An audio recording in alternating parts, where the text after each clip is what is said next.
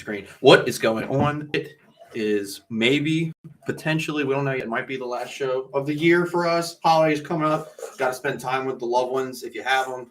If you're like me, you just sit there and lift weights because it keeps you from going crazy. I definitely think we're going to do a Christmas special and a New Year's Eve special. We should. We can't just leave everybody hanging. That's true. Yes, we have been slow recently, but we are not gone by any means. There's good reasons for that. There is good reasons for that. However, we will come back and we will be even stronger next year. That is correct. What do you expect in the wintertime when fishing sucks ass? It does. Kind of. Okay. So before the show, we were talking, and we got a couple things we want to talk about tonight. So a couple things we're going to talk about. I'm going to let Chad talk about the last week's swim bait drama because I was not involved. Victor sucks. Your new truck, which is awesome. Your new swim bait. Yeah.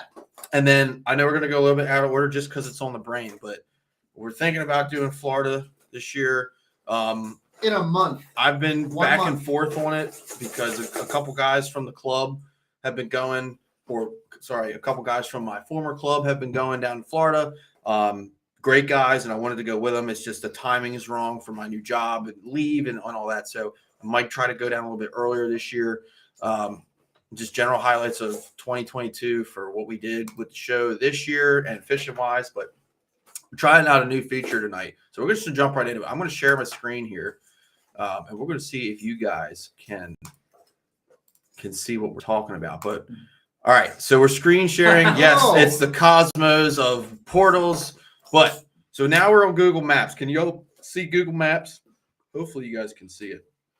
So this is where we're talking about going to Florida. Okay, so we got a couple of lakes here. Some of you may have heard of it. Headwaters / Stick Marsh Lake right here, Farm 13, whatever you want to call it. That is crazy that lake is like a perfectly man-made rectangle lake. That absolutely blows my mind. How deep is that lake? I have personally not been on Farm 13. When I went down last year, we fished the hell out of Headwaters, which was just amazing. We can talk about each of the lakes a little bit if we want to. But basically, the guys and we talked about it a little bit when I came back from Florida, but there's a place right here called Blue Cypress Lakeside Cabins. They're fantastic. If you guys are ever considering going to Florida, please, please, please give them a call. It was super awesome. The cabins are right on the lake. If you want to stay local and fish Blue Cypress Lake, you're more than welcome. To my understanding, Blue Cypress is a natural lake, so it's been there. These are not. These are man-made irrigation lakes. If anyone watching this is from DNR, please, please, to God, do this on the Eastern Shore. It would be awesome. Yeah. But anyway, if you stay here, if you stay at Middleton's if you stay at Blue Cypress Fishing Cabins, everything is close. However, it's kind of, you have to drive a little bit just because this is on the middle of nowhere, right? This is all farmland out here. So, Headwaters is about 40 minutes away. Kenansville is about 40 minutes away. All these lakes are down dirt roads, every single one, except for this one right here, which is Lake Garcia. We can get into that one a little bit as well. Just because you're close to it all, you're not as close as you could be. You're still going to do some driving. So that's the only downside. But again, Blue Cypress was awesome. On your way back from fishing, you have a bunch of stuff here. There's Subway, all kinds of little restaurants, good places to get dinner. We would hit up the town of Fellsmere, got some really good place. There's a really good tackle store. I think it was called Headwaters Bait and Tackle or something in this area that was awesome too. Stick Marsh Bait Shop. Just a local community, man, and they really appreciate the fishermen coming down. But there's another lake that I really want to fish, and we didn't get to fish it last year, and I'm going to try to find it. It is called Three Forks Marsh. And Three Forks Marsh, here it is right here. Three Forks Marsh is, if you want to go to Florida and catch a 10, 15 pounder, this is where you go. This is the place to go. JT Kenny does all his filming videos. Right. So JT Kenny does all his videos filming on this lake right here. So yes, there is a lake here. What lake is that? Because I don't see a lake.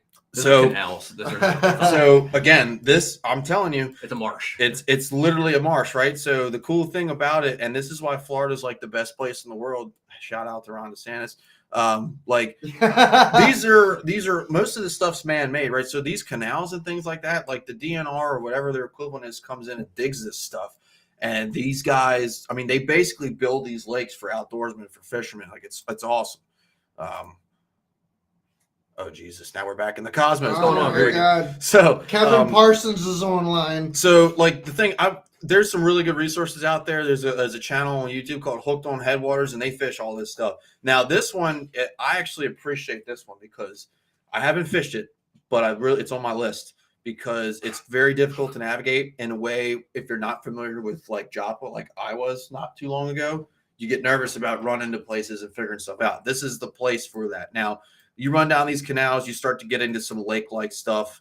But these are all like palm trees. It's palm trees, cypress, just, massive amounts of just places to fish. Lots of stuff that'll rip your ear off. This lake goes all the way down. It's actually like 6 or 7 lakes in one. So like each of these lakes is numbered. So like this is where you have your offshore grass, fishing like you would out in the flats and things like that. Whereas this, like these little channels in here, you can actually get into these and they're no wider than your boat, but you can flip and frog. And I mean, it's just, it would take you probably a month to fish just this particular lake, even with the limited amount of water you can fish. That's what Florida's like. It's definitely an experience. Everybody should go at least once. But Kenansville is right up here too. Kenansville is like the land of the 40-pound bag when it comes to bass fishing. Mike Iaconelli has a video out where him and his cameraman put 40 pounds up on this lake punching this algae. We fished there. Didn't do the land of the 40-pound bag of Sam Rayburn, but either way, we actually didn't do that great here.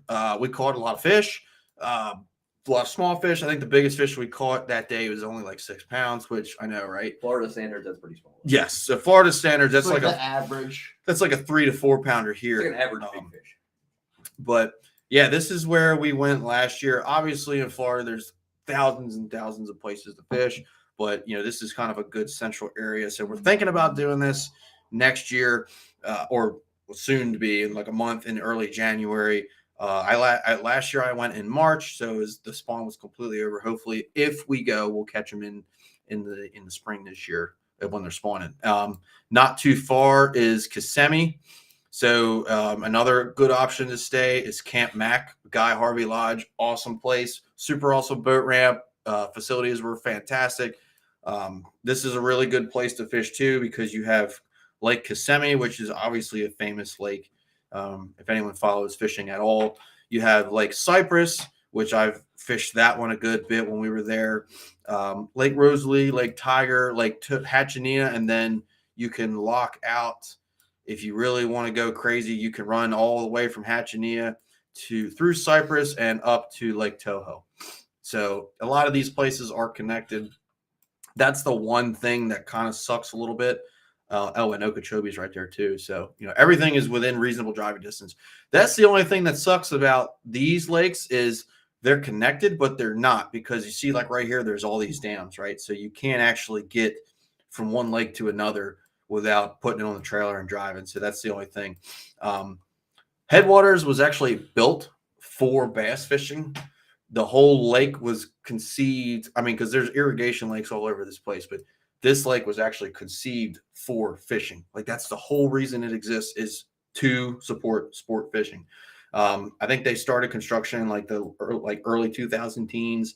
It was opened up to kayakers in that 17 to 18 range. And then in 2021 or 2020, they opened it up to bass boats. No tournaments on this lake. Tournaments are not allowed.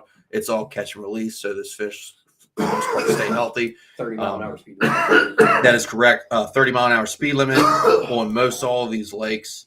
But it's a super awesome place. Like I fished pretty much all of Headwaters all the way until you get down to this little area right here. So, we probably fished it hard for 5 or 6 days. That looks pretty insane how it's just like that flooded land. Oh, yeah. Just like all the little channels you have to get through to get to different areas. Well, and the interesting thing of it is there's not one of these lakes other than probably Kissimmee and, Toho and that chain is marked, right? None of this is marked. I was going to say, dude, does any of the contours of these lakes show up on your graphs? Most of the time, the lake doesn't even show up. Like if you were to pull up, I don't care what card you have. If you were to go down to Farm 13, This is going to be show up as forbidden zone. yes, it's going to show up as You're It's land. like the Right? forbidden zone. You're off the grid. I have 250 waypoints on land. The last Yeah. the last lake I want to talk about before we go on to the other subjects of the night is this lake. This is Garcia. This was a super cool lake. This lake is what you think of when you think of going to Florida to fish. You know, fishing reeds way in the back, massive lily pad fields, offshore grass, alligators everywhere you go. This was one of the really, really cool places that we fished. Didn't do particularly great here for whatever reason. Again, we were there kind of later. I think the biggest fish that anyone in the club caught was only like maybe 8 pounds or just under 8. I had one. So you're that Chad, if you lose your glide bait here, it stays lost. Yeah, no, there is no getting in to get it. See, but the thing is, down in Florida, is I could probably go to a store and replace it with another decent one. Maybe. We're up here. I have Fish Everything's bullshit right down the road, and that's about it. Everything else has to come over the internet. But yeah, this place is awesome. When I went down there, I was with my buddy Jeff's X19, brand new X19 Express, so we were able to get pretty nimble and freaking cool. Run through a lot of this stuff. But it was an awesome experience. Had a great time. Hopefully we'll do it again. Again, we're kind of at this point, it's game time decision, which is what it is. Rob Murphy's calling me. You should be watching the show. Rob, damn it. If you have a question, just comment on it. Well, maybe you should answer it and tell him that. Oh, we're gonna darn it. I'm all effed up here. It's right there. Next time. Oh, the portal. The portal. We're back in the portal. Oh, we got Greg Hall online. Greg should come to Florida. Greg should come to Florida. I'm going to stop screen sharing because we're just about done talking about it. But that's like the little tour of where I went in Florida last year. We may do it again. If we go this year, we'll probably just stay on the headwaters region. Greg, come to Florida with us if you want. You're more than welcome to. But a couple other things that we're going to talk about tonight, and in no particular order. I guess we'll just let you go off on the swim bait drama before you get too many beers in you. That's too late. So, I mean, last week for anybody that, I'm not saying people follow me. Like, I'm not anybody to follow, but anybody that might have seen the drama on my Facebook page from the other week. I woke up in the morning and my partner here to my left, Tony Schultz, had sent me a post of a friend of ours, Sean, who had made a comment to a local swim bait maker, Victor Depp of Fish Everything, who shipped a product to somebody basically in a plastic bag. Yeah, it was like one of those, just a padded USPS. Just like a padded USPS bag. And don't get me wrong, I've gotten a lot of baits, not $200 plus baits or $150 plus baits in a bag, but I've gotten baits in a bag before. I actually just got a new swim bait in the mail the other day that came in a bag. However, when you're going to ship a quality bait like that, basically Sean just said, he shipped it in a bag. The bait was damaged in the mail. And our friend Sean said, hey, it would probably be a rather good idea for you to use boxes. Maybe you should ship it in a box. Maybe ship it in a box with some padding. It wasn't in a anything box. crazy. Nothing crazy. He said nothing insulting, anything like that. What a concept. Well, yeah, exactly. Even Caesar, anybody that is in the swim bait community that knows toxic baits, Caesar commented on his thing and was like, why'd you ship it in a fucking bag? You know what I mean? So Sean made the comment of what you ship it in a box, and Victor decided to message Sean and tell Sean that he was a bitch and such and such and such, and come to Loch Raven and watch me catch big fish and yada, yada, yada. Basically, this kid just has no respect for anybody else. There was no reason for him to react to him that way. Sean wanted to support Victor and actually purchase some baits from him and use his baits. He even made some comments in public that were just arrogant and off the wall. Arrogant and off the wall. And so, I've had a past with, not so much of a pass with Victor, but we've had passing bys in the same groups and stuff.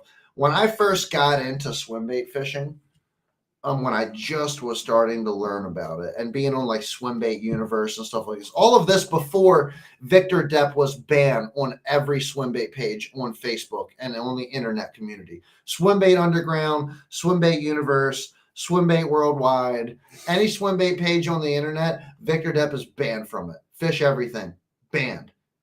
It's garbage.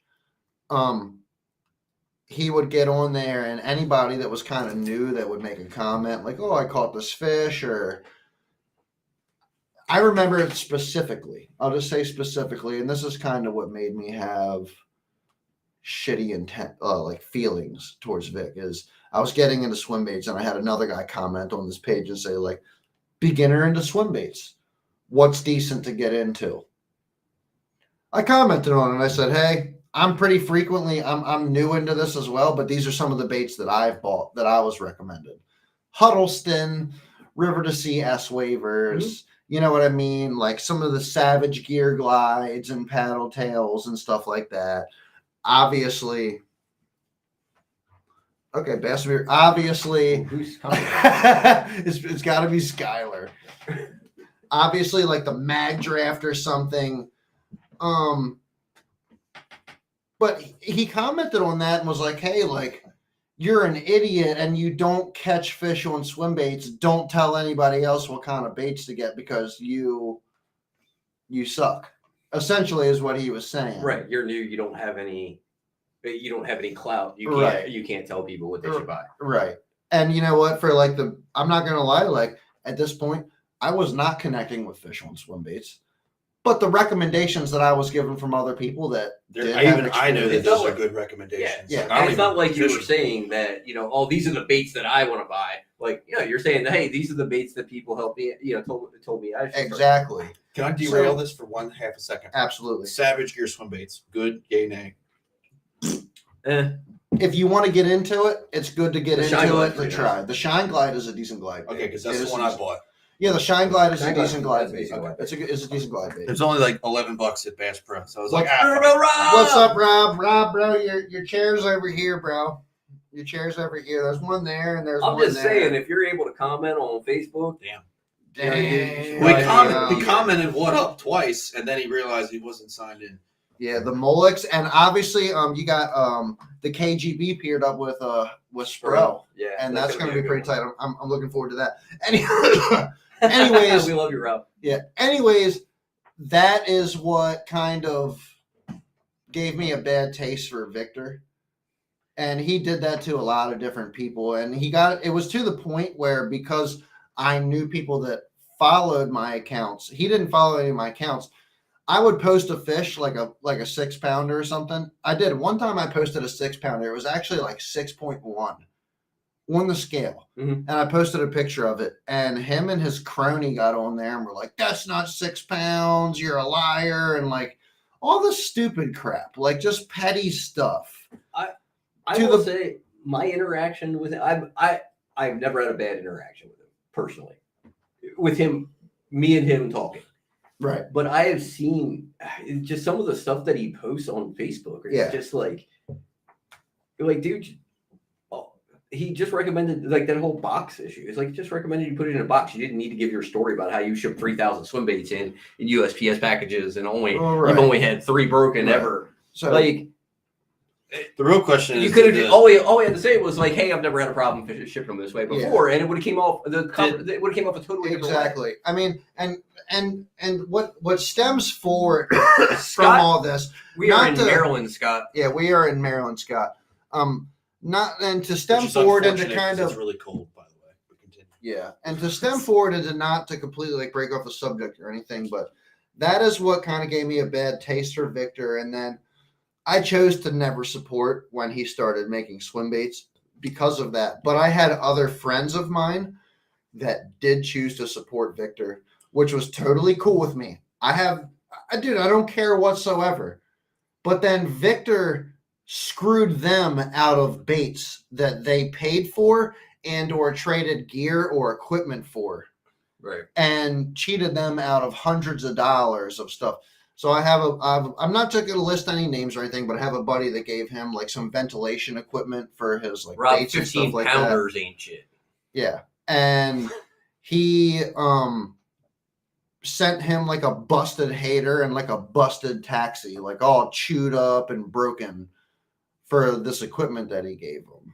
And it was like just bull crap like that. And after that, it was just like, I have nothing more to put forward. And then he treated Sean the way that he did on the internet. And I chose to post it to my story, in which Victor watched my story and then messaged me and said like 2 really stupid comments. And before I could even like respond and even have a conversation with the kid, just blocks me, which is totally okay because he's a pussy ass bitch. And There we go. and I got that chair. you know what I mean? Greg, they really are catching those fish on swim baits. I do think a lot of times depths 250s, longer 8-inch lunker punkers. 100%. I've been there. I've seen it happen. No, Rob. No, different person, Rob. So yeah, Greg, they really are catching them. One of me and Chad's friends, Zach, like that's all 9 literally pounder. all he takes to Lock Raven this time of year is he will take a box of glide baits, and that's all he throws all day. He'll throw 5 or 6 different ones from 9 inches, down to a 6-inch glide bait, and that's just all he throws. Now, he might go 3 or 4 trips and maybe only catch a couple small ones, but on that 5th trip last year, he caught a 9-pounder out of Lock Raven last year. Who was this? Zach Bolin. Okay, that's cool. Yeah, up in Tennessee, I imagine shit like that would happen to somebody that comments like that. But at the same time, like down here, people don't react to situations like that the same way. And me personally, like I have an image and a job title that I need to maintain in order to pay my bills. So becoming physical with somebody is just not worth it to me. It is just move on from it. It ain't even worth it. You know what I'm saying? The only thing you get beat for here is spot burning. Yeah, one you rod, one reel. can definitely get beat for spot burning around here. Did I miss something? Did I miss something? We only talk about Joppatown every day. Well, hold on. No. Like, so this is did he get beat for that? This is a Lock Raven thing, but there was a YouTuber. One rod, one. Yeah, everybody knows him. Everybody knows one. Everyone in this area knows. From what I hear, got his ass whooped one day for spot burning. Did he know he was spot burning? Are we burning? talking about a local character that one rod, one reel? One rod, one does a lot of stuff. He got a pretty big YouTube following. Mm-hmm. Does a lot of stuff between like here and the Potomac. Did a lot of Lock Raven stuff. Does a lot of stuff with Guggen now. Did he know that he was? Like he's pretty big now. He's with Guggen now, so he's made it. He's huge. He's a professional. No. No, this guy is part of Guggen's squad. Yes. No. Okay. All right. But he started here. Like he started in Maryland. He did a lot of stuff, a lot of bank fishing stuff and stuff like that. And from what I understand, he was putting a lot of stuff out there that a lot of people didn't like, and he got jumped one day. Oh my gosh! I mean, like that's hardcore. I mean, that's pretty hardcore. So if you know your spot burning, right? If somebody comes up to me and goes, "Look," yeah, Greg. I'm sorry not to cut you off, but Greg hit it on the head. If you're going to be a keyboard warrior and you're going to talk about how you're the best swim bait thrower in freaking Maryland, come out and show us that you're the best swim bait artist thrower in Maryland. I've never claimed that I'm the best ever. I just enjoy doing it because I feel as though where I fish, not that many other people are doing it. It's something you like to do. It's just something I like to do. Yeah. But yeah, come out and put your money where your mouth is if you want to talk shit to people, for real. Because like we've talked about many times, you can throw big swim baits all you want. You can like to do it, but you're not going to win tournaments doing it. No, you're not going to win tournaments doing it. I'm saying it live on camera right now. You will not win tournaments throwing swim baits. Could you call a fish and maybe gain an extra 3 pounds in your bag? Yes. You might hit one magical day one time. I've done it. I've outfished Scuba Steve on 6-inch swim baits before in a day. Now it might have been the difference between 3 or 4 fish, but that's it. Yeah. You know, you're not talking 20, 30 fish days on Right. a swim bait. I want to go back to the getting jumped thing for a second. Because like I'm just trying to put myself in this situation.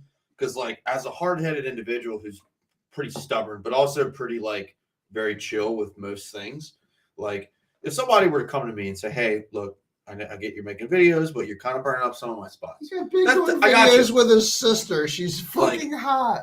I got it.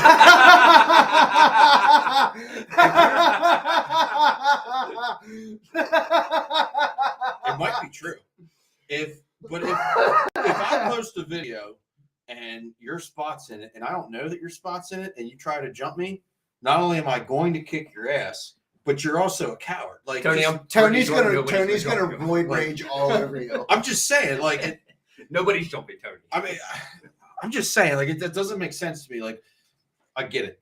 People have spots that they don't want to talk about, and I got you. But like from what like it's really like in my head now. So like, from what holy crap. From what I understand, and this is all hearsay. This may not have happened. There were a lot of people that showed him spots that he then went and put on video. Okay, that is different. Yes, that is it different. wasn't. I Just think that he was going that's out. been done quite a lot on YouTube with with people. Oh, dude, I've had people, take me to spots on the bay, and you should check that Ben Milliken's video out from this week. And at the time on the reservoirs, Catching and I would never dare hammers. talk about it. Like I've had people Hammers on a glide bait. Now it's a 6-cent glide bait, so I don't know how you feel about that, but 6-inch glide bait is the perfect glide bait for the area. That's the perfect size glide he bait. is just They'll inhale it. he murders. Was that here? Anything he's in Texas. from a 3-pounder and bigger will inhale a 6-inch glide bait. No, the 6 cents. Oh, the 6-cent. Yeah, brand. Glide bait. Okay. They're I can't even remember what they. I've never the used. Draw. I honestly, I do not own a 6-cent product. However, I do think they make fantastic baits. I just Their have paint not jobs are explored sick. with them. I just haven't explored with Second them. best paint jobs of any manufacturer that I know. Mega Bass has definitely got the best paint jobs. Mega Bass has the best paint jobs, but you can count on that paint job to be scratched out after a solid weekend of fishing. That's the nice thing about 6 cents. Their paint jobs are durable. I will say their paint jobs look the best. He's a partial owner of 6 cents. Casey still owns 6 cents. He's just invested in the company. 6 cents. I actually watched a guy catch a 4-pound largemouth back in the pond on a 6-cent glide bait. I did. I watched it happen. Really on their Mhm. on the big glide bait or on their It was a 6-inch glide. one. It was a 6-inch Everybody glide. says that one sucks. Not sure. He was throwing it. Definitely got hooked up on it because me and Steve were on. He was in front of us. It was my buddy Tom who moved down to South Carolina or North or South Carolina. Yeah. But we were like 50 yards or 30 yards behind him on my nitro, and he was up on his boat. And no, I'm sorry. That's the guy I actually bought the old nitro from at the time. Okay. I think he was on the nitro and I was on the John boat. And he caught that off of the nitro on the 6-cent bait, which was cool. It was cool. Yeah, I'm a big fan of 6 cents. I fish a lot of 6 cents crankbaits. I like their jerk baits a lot. I like their jerk baits too.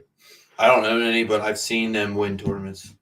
100%. I'm not gonna lie. The UMA crankbaits that Tyler started sending us this year and taking care of us with, really took over my cranking rods. I always have at least one tied on. I had a UMA balsa wood crankbait from Tyler tied on at all times of the season this year, and that was absolutely one of my adored and most favorite baits to throw this year. And I always have one of his square bills tied on. yeah, Tyler's UMA crankbaits. Yeah, those are the shit. A lot of his he doesn't have. I fish. There's a lot of stuff that I fish that he doesn't have. Like he hasn't filled that niche yet. So until he does, Yeah, I mean, he'll get He'll there for sure. I There's no doubt. landed a couple of his poppers, a couple of his skinny shads, a couple of the wedges, I do like his popper. a couple of the pudges, The Pudge is my favorite. They're fantastic square bills. Everything, the deflection rate of Tyler's UMA crankbaits this year was phenomenal and surpassed my expectations. To be honest with you, they really did. He killed it with everything. That crankbait will for sure take over a lot UMA and I have a quick question for Mr. Larry if he's still on. Mr. Larry, I see Mr. Larry from Bass Munitions, who we have not talked about enough recently, but we will. Just the fishing here is pretty much shut down. But Bass Munitions lures for all your, especially smallmouth needs, which I'm a huge fan of. And me and Paul. Mr. Larry, question: have you ever fished Three Forks Marsh? Because that's on my bucket list this year. If you had to rank Cannonsville, Headwaters, Garcia, Stick Marsh, which one do you prefer and why? Let us know. I'd like to. I know we kind of are off the Florida subject right now, but since you're on and you're down there, let us know. I want to respond to Nick's comment. What's up, Nick Rogers? Thanks for joining in, brother. So the difference between Ben and a lot of the other YouTubers is Ben started tournament fishing before he started. Take two. Yes. Some in the freezer too, if there's not enough in the fridge. Airborne. So Ben started tournament fishing prior to him getting into YouTube. Mm-hmm. So he has a background in tournament fishing. And so he's got. I think that's a lot of the reason why he's so good. Is that was his background. He started tournament fishing. Then he got a family that slowed down, got into the whole YouTube thing, and that's where he is now.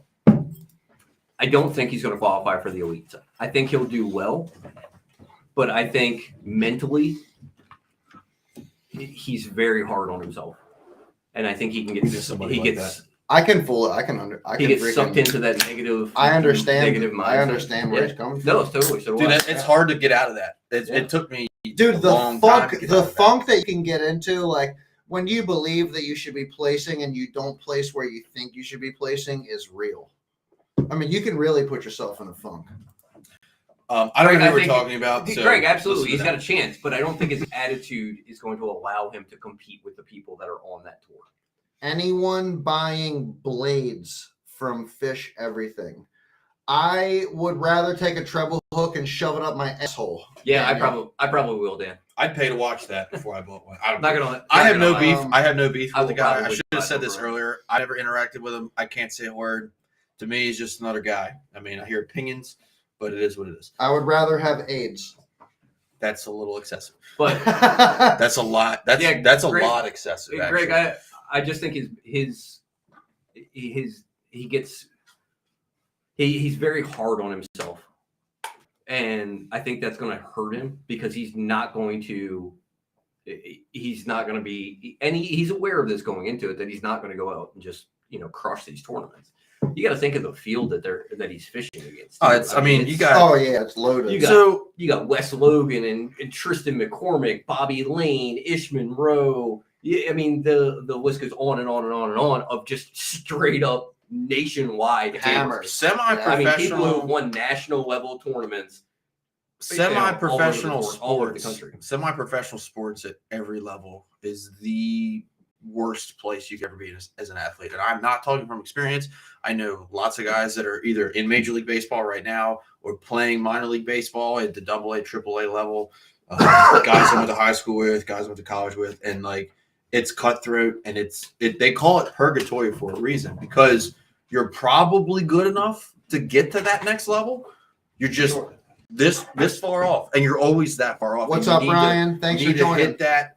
You're always looking for that one big push to get you to that next level, and those opens are very similar.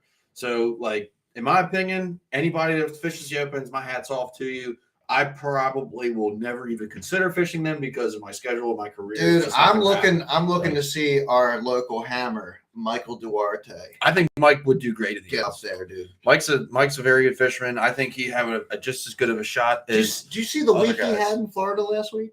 Oh, dude. Oh my God. Yeah. Insane. Absolutely insane. I farted.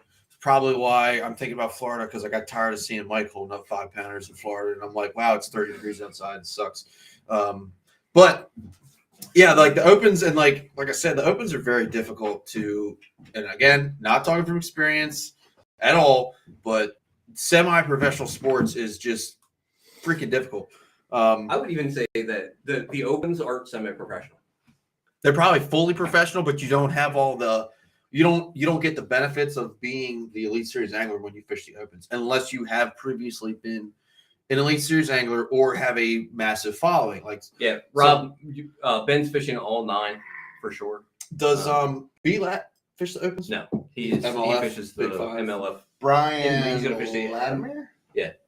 The MLF Invitationals this year. Is that the Big Five? It was the Big 5. Now Now it's the in- MLF Jesus Invitational. Christ, they fucking call it. Yeah, they different keep thing changing. every- fucking Yeah, they want things. to change everything. MLF, stop it. It's fucking confusing. Okay. Yes. Please We're stop. just trying to watch fishing. One thing I wanted to mention about the opens, and this was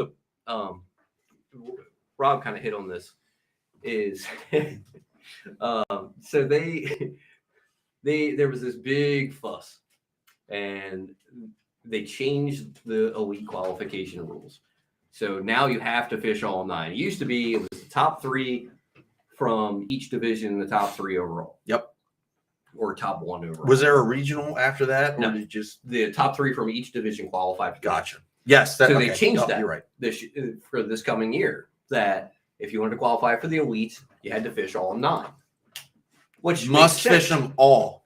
Which makes sense because to a point, because if you can't afford to fish all 9 opens, you can't afford to fish 8 elites at $5,000 a piece. I know we've talked about this on the show before, and I understand your point. But However, I think if you get on the Elite Series, your opportunity or potential of having that financial help from a sponsor is much greater versus, I'm It's fishing not. the opens. I haven't quite got there Nope. yet, but now I'm on the Elite Series. Like, if you talk to some of the elite series rookies, you don't get shit.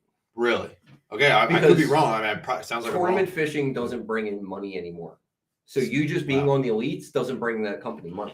Talking, you mean like Logan Parks? Like we had Logan Parks on Yeah. here a couple weeks ago. Like What- I would love to have Logan come back on. You and have talk about to- some more stuff. So you have to have like Logan has a big social media presence. Yeah, that's That's a big what thing. and that's the kind of stuff that gets you sponsorships when you make it there.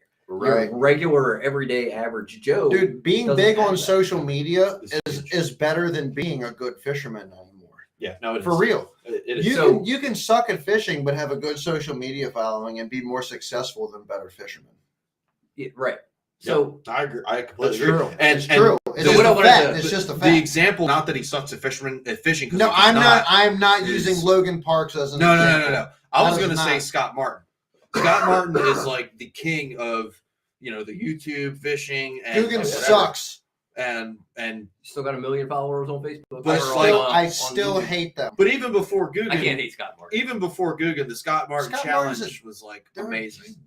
Yeah, Roland Martin's a dick. Not so much. Scott- No, Roland's awesome. I've talked to Roland personally. He's cool as shit. I've heard that he is not super I have friendly heard when he you is run not into super him. friendly. I heard that he is also- not super- I had a great interaction with Roland Martin. At But then ICAST again, 2019. Like we were saying earlier, trying to freaking gossip about something that you have no idea about Right. is not cool either. So, what I was trying to get at with this whole change is they were, everybody blew up about this change for qualification. Oh, nobody's gonna fish. They're just taking it away from everyone. Blah blah. There was this big shitstorm on the internet about them changing these.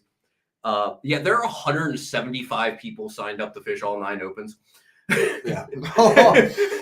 So, I mean, no, it makes sense. Now, and every division of opens is on a waiting list right now.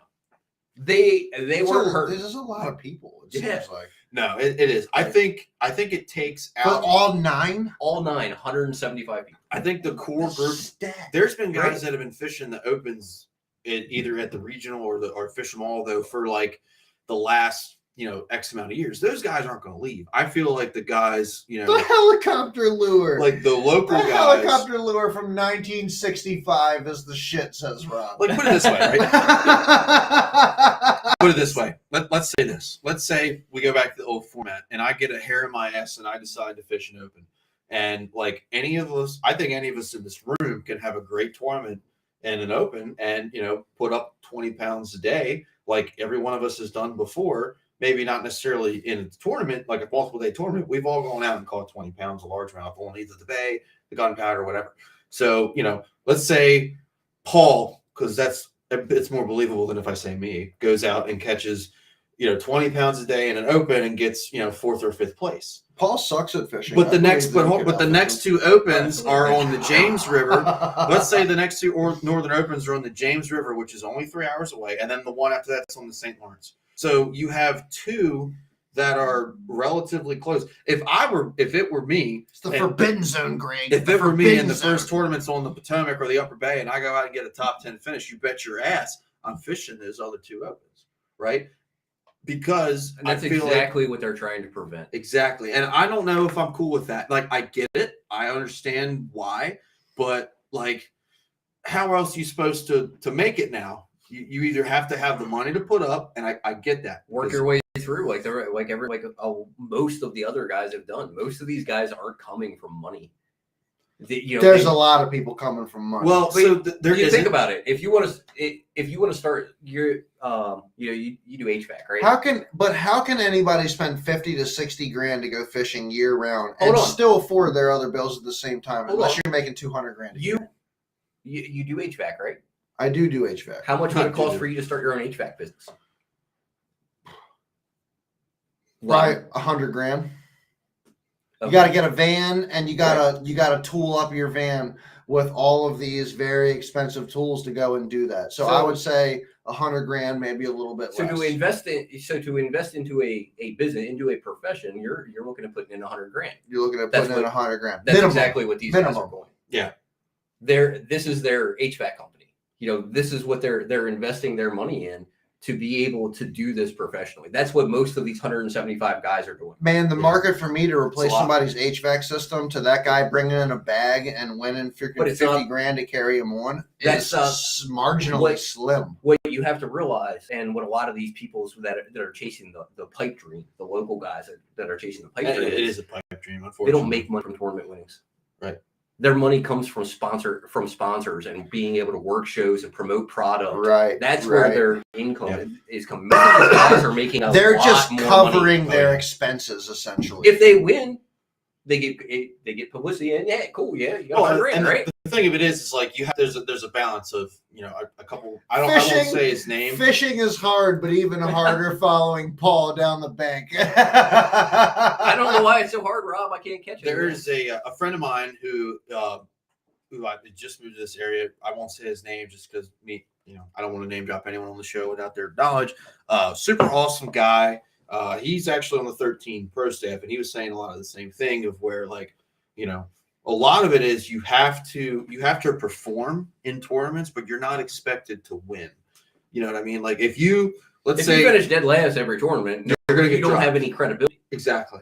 So yes, you have to be good. Well, who's going to pick you up and cover your freaking entrance into the next tournament if every tournament you freaking put into you place 50th? So a lot of it is you have to know somebody. What if you place 50th out of 200 bucks? After every tournament, you put out a bomb-ass YouTube video explaining exactly what goes down, yada, yada, yada, how breaking down baits and everything like that. What has more value, the guy who finished 10th or the guy who just put a 20-minute YouTube? To this day, that 20-minute social media has more value to it than the guy that took first. That's why Scott Martin's channel 10 years ago, it was the other way around. Absolutely. And that's where the big that's what's crazy about shit that's changed, man, is you don't have to be good at fishing anymore. You just have to be good at editing videos. Yeah. Which I suck at. So this is why we have 400 followers. But that's also starting to come down too. And as the fishing industry understands and more people get involved in making videos and realizes that these guys are full of shit, their credibility starts to go down as well. So now you have guys like Scott Martin. Scott Martin puts out fantastic YouTube content. Yes, I know you don't like fantastic YouTube content. It's amazing, and he has the credibility to back it up. Mm-hmm. Ben Milligan, same thing.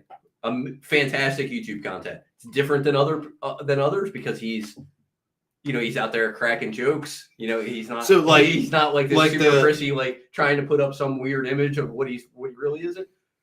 Catches 10-pounders all the time. Wired to Fish is like the perfect example of what we're talking about, right? Like the guys that go on. That's a large platform, though. Wired, but think about how much money Wired to Fish probably makes. Ton. Like Wired to Fish is That's right, Dan. It is the epitome of what that is we're talking about nail right on here. the head. Pro staff is not professional staff anymore. It is promotional Correct. staff. And that has been the gist of pro staff for a very long time. Probably Anybody for the past 10 years that has about come 10 up years. to me and be like, well, I'm pro staff for this lure. I'm like, oh, so you suck ass. Arden Pro Staff, high five. See, okay, Yeah. but here's the difference, right? I'm not Arden Pro And I staff, was but gonna- I could be with one email. I was gonna say this. You guys that follow me on Instagram and all y'all watching this out there that follow me on I'm on Instagram, Arden Pro Staff. you can go back and look at it. like every fishing post that I've made in like the last 2 years, and I guarantee you, Arden is posted on there. Just Yeah. because. That's because they're both six. Well, you know, Ben. Hey, man, you get 15, 20% off. Pro Staff's not really a scam, Greg. Because like for a lot of it, like Arden, there's no Bro, requirement. if to be on their Pro Shimano, Staff. if Shimano You wanted just to get make a me better pro discount staff, if you spend more money. if Shimano wanted to make me pro staff, I would take it all day long. I'll take freaking 20% off, 30% off on Shimano products. Most Pro Staffs are But just, I mean, getting That's a what I'm discount. saying. Most Like, of the pro staff is like some Chinese, Japanese ripoff company that wants to hook you up. people think you want to. People think you have to. People think you need. Sorry, I was reading. Can't do two things at once, apparently. You can do People it. think that to get on some sort of to get on one of these like promotional staffs, Yeah. that you need to be out there being like, these Guggen baits are the best thing in the world. No, They're not. You just like there's five. Yeah. They're giving you a 25% discount. So, Daniel said it. Free junk is still junk. absolutely. Put in the amount of effort into promoting them as they give you. Mhm. If they give you a 10% discount, they get 10%. If you're talking about what you fish, they get 10% of your time when you're talking about it. Yep. I feel like I want to You say know, if somebody's giving you free rods, talk about hell better yeah, talk I'm about gonna it. talk. I'm gonna talk the shit out of that, Oh yeah. right? I feel like or somebody maybe maybe you get they're giving you like a 50% discount, something like that. Hell yeah, they're giving you baits. Hell yeah, they're getting they're going to get the time, and it's worth talking about them. Don't get me wrong, I think you should still talk about them, but at the end of the day, they're not paying your bills. no, hell no. Hell So no. until they start paying you to But at promote them, least I'm not spending $100 on crankbaits that I would be if I wasn't. Well, here's my thing, right? on the other hand, I will say, on the flip side of that, John Cruz, who I have a lot of respect for John Cruz, and I love missile baits. His advice for anyone trying to break into the professional world and get sponsors is it doesn't matter if you're making money off that video. Do it anyway. Promote that company. Mm-hmm. Tag missile baits. Yes. In that video and talk about missile baits and show that company that you can bring value to them. So there's two sides of the coin there, but don't if you know that if that's that's a possibility, or if that's what you're looking for, go for that.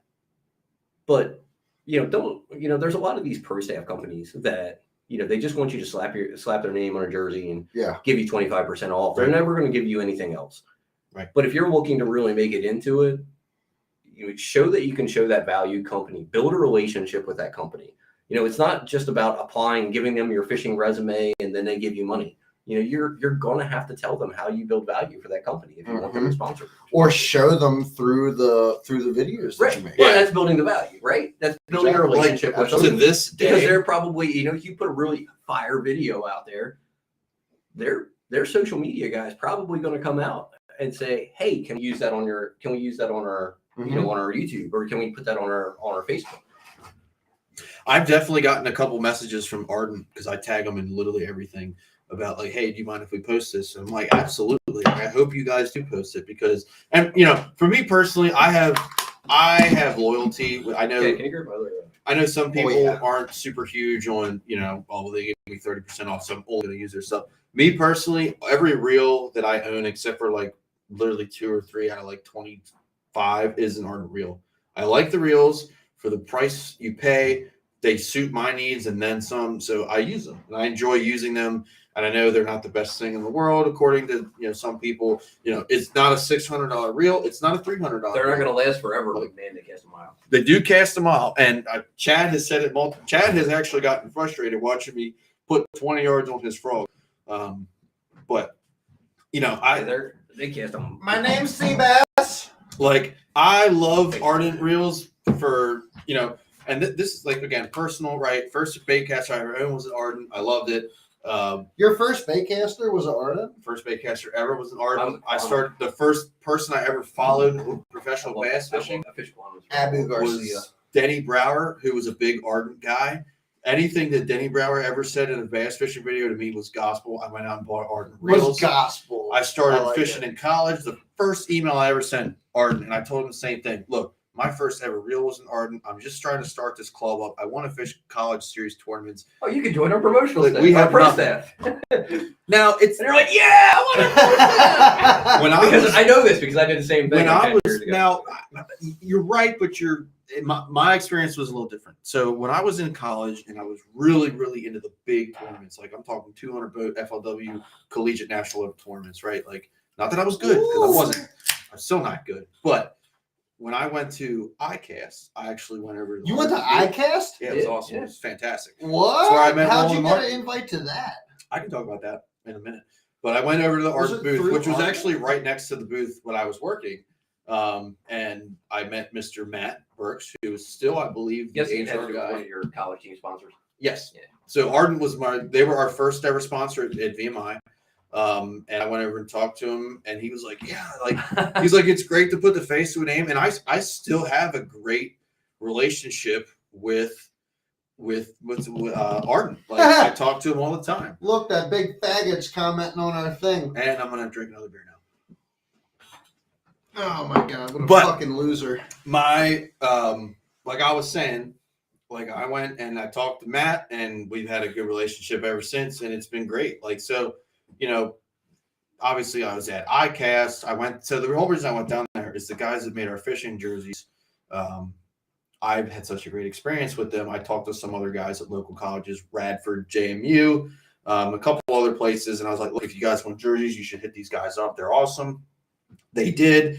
And the CEO of the company, Mr. Keith Pittman, was like, hey, you and some of the other college guys want to come to ICAST. You pay for the flight down. I got lodging covered. All I ask you is to work the booth X amount of hours a day. You have this much time to walk around and talk. I talked to Jacob Wheeler. I talked to Scott Martin. I talked to Roland Martin, Bill Dance, Hank Parker, Jacob Porosnik, pretty much everybody that like matters in bass fishing. And a lot of them are super cool guys. But they have to make their rounds, do their thing. So a lot of the conversations were kind of short and sweet. The good conversations I had were with Wheeler, awesome dude. Roland Martin, awesome dude. Couple other guys that I really, really liked. It was just fun, man. It was a lot of good times. So all my good friends. Right. So it was, that was fun, but that's how I got down there. And I was really big into it.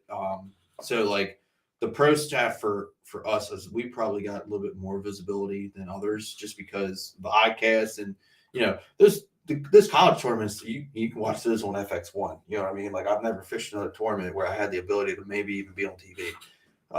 So that's pretty tight. No, it was fun. I wish I was good. Like, I wish I was as good now, or as good then as I am now. Not saying I'm good now, but I wish I was as good then, because I may have had a chance to actually fish on a championship day, but I never got there. But I was on TV for about 5 seconds once. For fishing? No. I shook the governor's hand on TV when I was in middle school one time. Oh, I was on for sports at least. I think it was Ehrlich, like way back in the day. I can find a video. In 5 seconds, me in national championship in cross country. I can find a video of me at ICAST doing an interview with Careco TV talking about college fishing. And AFCO, who we're sponsored by, who I'm actually wearing AFCO stuff right now. I know you are too. I love it. I've actually, I'm not gonna lie. I love everything that I've ever purchased from AFCO. I absolutely love. I've never had a complaint from any of the AFCO gear that I've ever worn. So here's my thing with pro staff. They make a pair of waterproof. Dude, they're big time into preservation too, which I have a lot of respect for. Here's- I like that a lot. My But thing I probably could have ended up on an episode of Cops too. I've gotten into enough trouble in my day. Jesus Christ. My thing with sponsorships is like the smaller companies are, in my opinion, are better, right? So like Outdoor Technologies, when I was doing stuff with them, and I was never officially affiliated with them, but the other guys that took me to Outcast, it was like 4 or 5 people that worked at that company. They made fishing jerseys Not Outcast. Sorry, Outcast was the club. it was. I used to be in it. But they 5 people made fishing jerseys for half the college teams in the country. You know what I'm saying? Like that was what it was about. Like Ardent's the same way. It's a small company. There's not many people that work there, and they try to take care of people that try to take care of them. That's why I support those people. From a financial standpoint, like if your goal is to become a professional fisherman, I'm not saying necessarily a tournament fisherman, but a professional fisherman, that's what you do for a living, and whether it be through YouTube, or working for a rep for a company, whatever it might be. Yes, it's easier to get into it with the smaller companies, but it's harder to make money because they just don't have the money to be able to give you. Yeah. And so that makes it tough. And I'm 100%, I'm all about the small business. I buy 90% of my tackle from Susquehanna Fishing Tackle. Yeah. Occasionally I'll make an order from Dude, Tackle Warehouse. I want to make a run up there and check it out. I've actually never been. Yeah, I've never been to Susquehanna? I have not either. No, I haven't. Well, dude, I just know that I have to go up there I with need to a get another pocket beer full first. of cash Yes. because pocket full of change. Yeah, Go- absolutely. Go up there in their cabin fever sale with us this year. Cabin fever sale is pretty cool. It's they have pretty good sales on random stuff. Like last year, I think jackhammers were like $12, or something, stuff like that. They'll have like rod sales and stuff like that. But they also a lot of times, I think this year, so they usually have Bass Fest in January, and that's this year is the 16th and 17th, whatever that Friday and Saturday is.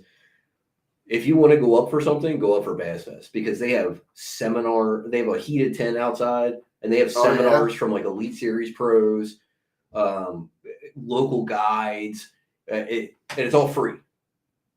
So it's all free seminars that they do. They do giveaway, like raffle prizes. They'll give out tickets for raffle prize drawings and stuff. And it's just like a big shindig, and it's a blast. You get to meet. That's where I got to meet Ish Monroe. Ish Monroe's a funny dude. He's pretty cool. Talked to him for a little while. We met David Fritz up there a couple years ago. Greg DePalma is usually up there. Greg's always cool, dude. I've known Greg for a long time. Greg's always fun to talk to. But you get just these Elite Series pros. He's the man. You get these Elite Series pros. You get local guides. You want to know who's a pussy? Victor Depp. What do you do? Are we still commenting on that? No, he's just a pussy. I'm not involved in that whole thing. Just so everyone's aware. I know nothing I about said my it. piece. I'm not saying anything bad about him. Oh, okay. No, we can move on. I was just saying he's a pussy. Just That's all. Like I'm I said different. before, I said I've seen some comments that he's made that are just kind of out there, but I've never had a bad interaction with him, so I'm not saying anything bad about it. Let's get back to the list. But anyway, Unless you guys are so back to talking about Bass Fest. yes, yeah, Bass you Fest. guys should definitely go if you get a chance. I won't. I can't. I haven't been able to make it the last few years. When is it? January 15th and 16th, or 16th and 17th. That would be the day after we go to Florida if we go. I thought it would be the day you come back. We come back on the 14th if Right. we go. So there you go. If we come back on the 14th, that means we don't get home until the 15th. No, we would drive back on the 14th. If you drive back, You could do the whole drive in a day. It's 2 days, so it'd be what day? It you would plan definitely be I'm definitely down to make that drive. It's not horrible. Freaking. It's not horrible. I mean, It's not small. to- not Rob to will- Rob will totally- answer. Not to totally swipe the conversation, but anybody that might have been following my Facebook page, my old truck did get totaled, unfortunately. And last night, I picked up a 2020 Ram 1500 with 27,000 miles on it. And I'm really hoping to be able to make the first long road trip with it, maybe pulling a boat down to Florida here in the next month. There you go. That would be pretty tight. So I'm looking forward to that.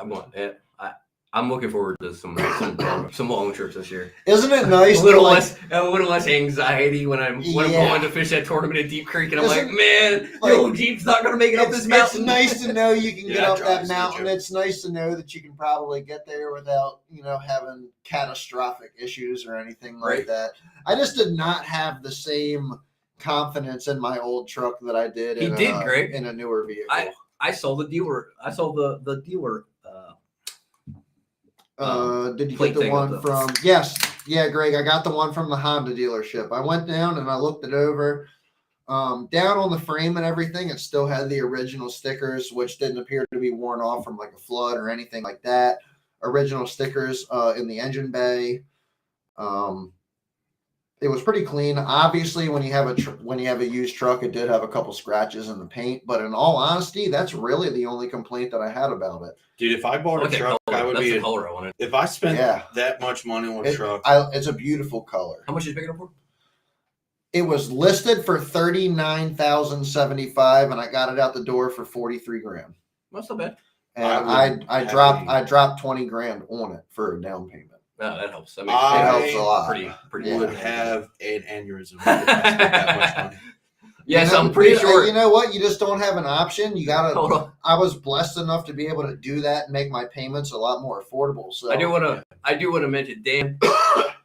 Chad knows all about the issues that I went through, so And you know what? That added, I'm not going to lie, 110%. That added an extra 20 minutes to my purchase thing yesterday. Because when I sat down to do the paperwork to buy the truck, I said, before I sign anything, is this truck from Canada? And they were like, we don't know. Well, we don't know. And I was like, well, you better fucking find out really quick. I was like, because I'm walking out of here.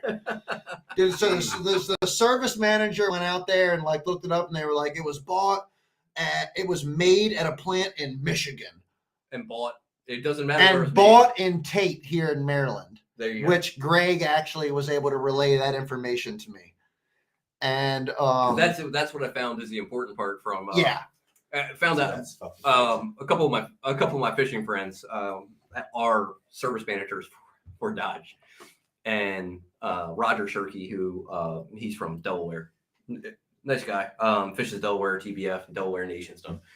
I fished against him in TBF for quite a few years, and he broke it all down for me like on my Facebook post, and he's like, it doesn't matter where it's sold or where it's made. He's like, it could be because somebody had said, well, don't they make trucks in Canada? He's like, doesn't matter. So all that matters is where it's sold. If it could have been made in the U.S. Ridiculous. It could have been made in the U.S. and then sold in Canada, and you're fucked.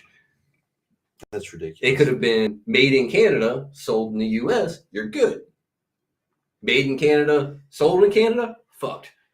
Dude, that hurts my head so much. Like, why? Why is it? Because It is so stupid. So it has to do. It's so dumb. It has to do with like emission regulations. Yeah. Oh my! Of course it fucking does. Why wouldn't it? Because they have Jesus H fuck. They have different standards for emissions regulations. They have different standards for other things. And you can't have a handgun and all this other crap. I'm gonna get started on that. No, Scott, we do not. So You guys. I want to say, Scott. Well, I don't. You know what, dude? Tony I would probably love to get I'd not. involved in something like that, but building a lock raven rig it's a lot of money. it's a So lot of you're- money. you're actually- You're better off buying one. Not to mention, dude, Better off buying. fishing against Chad Buckland, Yeah. fucking forget about it. You don't want to do So- that. Trust me, you don't want to do that. You can forget about fishing against Buckland. So I don't care about any of you other lock raven faggots. Buckland, it ain't gonna happen. Buck's a fucking hammer, dude. So- He's a hammer. He's a hammer on the bay, dude. He's a hammer on the bay. Rockproof Boats is building a boat that you can buy that's going to be rigged for reservoirs and electric leaks. Pure water. 'cause you're That's gonna have a tight. pure- It's about 29 time miles an somebody. hour. It's a. Yeah. Ooh. Yeah, the pure watercraft motors. Say legit. what? 20 29 on a 29. reservoir? Yeah, Is that 29 even mile an hour fucking boat. legal? it is I'm now. not sure how much it costs. It's probably But not they're- horrible. So pure. It's got to be watercraft- like 8 to 10 grand, dude. So no, this is a whole boat. the whole. The whole yeah. boat is a brand new boat that you can buy completely rigged up for electric only. I bet you it'll just be 10 grand for batteries and motor, though. You're talking about 20, probably 30, 20 40 to grand just for a res rig. It's 20 to 25 just for the motor and batteries. Yeah. So pure 20 to 25 for the motor and battery. So Yeah, I think so. I would say Vince- comfortably 60 grand for a loaded reservoir rig. When I first heard about no, it, Vince from Vince Krabs was Yes. telling me about it. He had ordered one for his reservoir. Sonar is so much more expensive on a reservoir, or not expensive, so much more important I think fishing, in equally my im- opinion. I think it's equally important. When I you're mean, fishing depending on what those you're fishing. deep water columns, I feel like you really need to be updated on that. Okay, so now that we're done arguing about this, I am on the Pure Watercraft site. Is that on a fucking tracker? It is. So I'm going to share the screen here, just because why not? And we're going to go back to the portal of doom. Da, da, da! All right, so here we are. We're on Pure Watercraft's website. So again, we're definitely on a tangent here, but it's okay.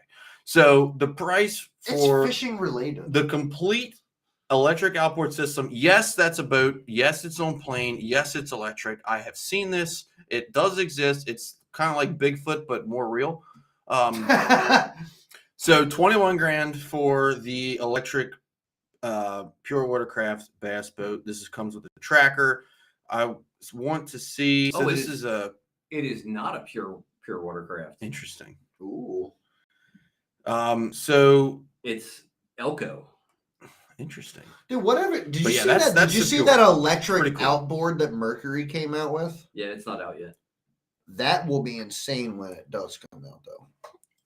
So this is set on a Yes. tracker TXW. So what you basically would do is Keep you in would- mind that rockproof boats are they make jet boats, so that's why it looks that way. But Oh, that's cool. you can buy it set up for electric right from. See, but you would never need that for Loch Raven. Like, you don't need a jet boat for Loch Raven. Well, it's not a jet boat. It's an electric boat. It's a jet It's boat set up like a jet Yeah. boat, though. because that's what they make. So they just partner. They partner with the company. They're not going to change what they made. They're just going to take one of their. It's boats got to and be set like a them. 17.5. It is. It's a 175, 175 tracker TXW. Yeah.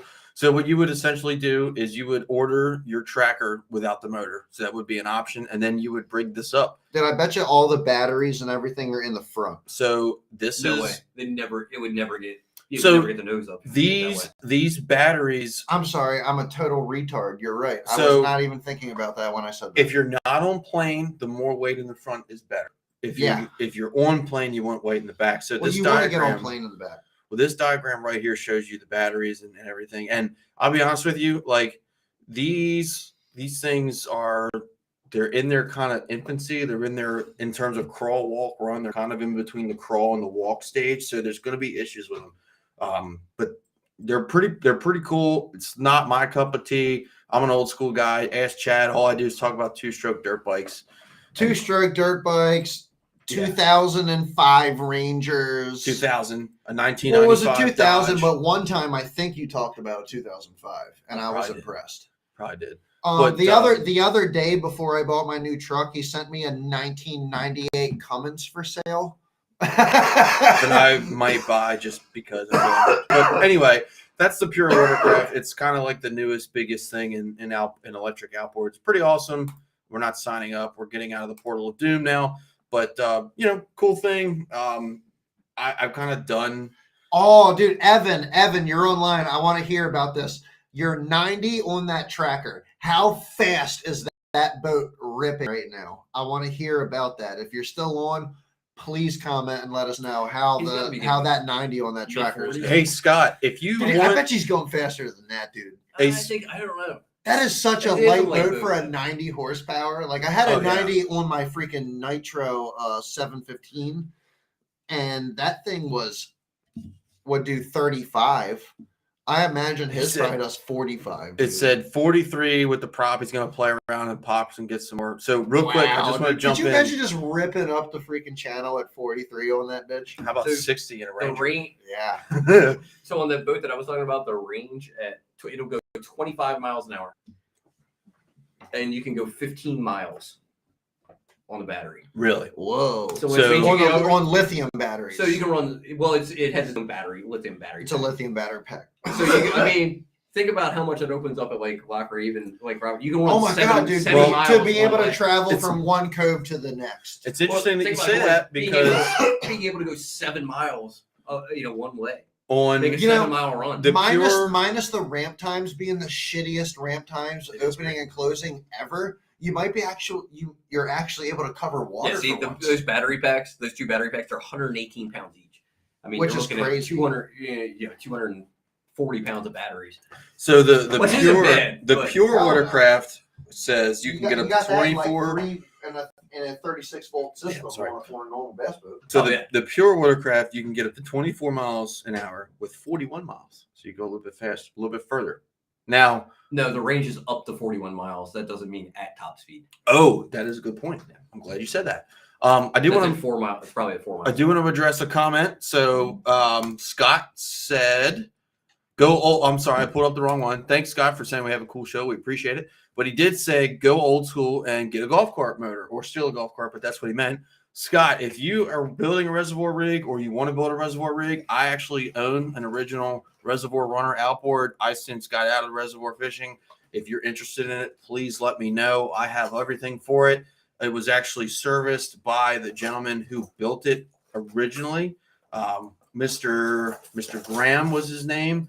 Super awesome guy. So if you're interested in that, please let me know. I'll be happy to talk to you about it and see if we can work something out. But if you're in the reservoirs and you got a platform you want to put it on, I had it on a 14-foot G3 boat I was running 60 volts with 12-volt batteries, so not an optimal setup at all. But I was running like 8 miles an I hour. keep getting distracted by these. But if you want it, let me know. There's Happy to sell it to some you. decent stuff in there. You're welcome to it. But yeah, like reservoir fishing is really cool, and like the guys that like Chad, who's really Buck is cool. an absolute hammer. Dude, it's they put in a lot of time for it, and those guys totally Jenko. deserve it. They deserve the credibility and they deserve the rewards that they get for Good color. placing those God, I wish I was tournaments. fishing It's a tomorrow. good color. That makes me want to be fishing tomorrow. Yeah. Here's the benefit, like the biggest benefit of having a reservoir rig is you can go out and fish now and still catch them. Like You can go out on the bay right now and get. I mean, yeah, but like you can go out on the reservoirs and really catch them. Like this is the Dude, time on of year a when jerk guys bait catch right now, them the big ones. reservoir is a good time to haul in a 9 Like the pounder water's right still now. in the like upper 40s on every reservoir right now. Yeah, that's crazy. the nice thing about the reservoirs is the water stays warmer. Yes. The water clarity in the reservoirs is so much better for throwing big baits than it is out on the bay. Yeah, springtime's pretty good in the bay. Springtime's decent, but Lock Raven. But I yeah, think, I mean, it's I like- think that's why Lock Raven and Pretty Boy It's crystal and clear. like Liberty shines when you're throwing freaking 12-inch glide baits and stuff is because fish can see the profile of that 12-inch glide bait freaking 20 foot down. You know what I'm saying? For sure. So that's completely different than when you're throwing it in 15 feet of water, but you only have a foot of visibility. I think there Whoa. are situations on the bay where the glide baits would play. Completely situational, But, and yeah, figuring out situational. when The to other pattern those fish on the glide bait is I think the the hard other part. I think the other thing is there's the primary forage. Yeah, it's It huge. makes a lot It's a huge of difference. difference. It makes Um, it perfect for it. It's Good for it's the big perfect perfect because the primary forage in Lock Raven's gizzard shad. Mhm. I mean, if they're eating 6 to 10 inch gizzard shad all day, why wouldn't they eat an 8-inch glide Right. bait? Like it's like that's like And that's what I'm I saying. feel like it'd be they easier to get do. them to bite. They an 8-inch. chase those 5 and 6 inch shad. They're chasing bait like that all the time. I'm not saying that they're chasing 8 and 9 inch gizzard shad trying to eat them. But if an 8 and 9 inch gizzard shad Swims swims in front of right an in front of their 8-pounder, face it's gonna and eat they it. don't want it there, they're going to either chase it away and they're going to swipe at it, Or they're going to eat it. or they're going to eat it I mean, for sure. for sure. If it's a 6, 7, 8 pounder, yeah, For it's eating. for it's eating for an 8-inch anybody shad. to make a comment that a 3-pound bass will not go after a 5-inch shad is completely illogical. Dude, we were catching. Okay, Tennessee Gizzard Shad Lake. We're throwing. If you think that they're just trying to like get it out of the way or swipe out, or we're throwing fucking 8-inch spoons off these Yeah, you're points. throwing 8-inch spoons, dude. What do you think that What lake- represents? Were you on the actual Tennessee River, or were you fishing on? a But lake? the spoon gets down to the we deeper were on water that. columns where a glide Okay, bait cool. doesn't. Awesome. So it's I'm just saying, as far as like people thinking that they don't eat bait that big, You don't think they eat an 8-inch? We're catching 2.5 pounders on 8-inch spoons. Oh yeah, they whacked. What about the conventional lures that are 4 and 5? Dude, you have 3-inch crankbaits that weigh freaking 1.5 ounces. Well, the Tennessee River system is its own 4 or 5 inch animal. cranks. I've Ten- seen it. The Tennessee River. There's How just small a fish have you ever caught on a things that jerkbait? work. I've caught some pretty small fish on a damn Mega jerkbait. Bass Vision 110. What is that? A 4.5-inch jerkbait, 5-inch jerkbait. Is that a Vision 110? No. You catch hella fish on a 5-inch jerkbait. What makes you think they're not going to eat a 6-inch paddle tail? Right.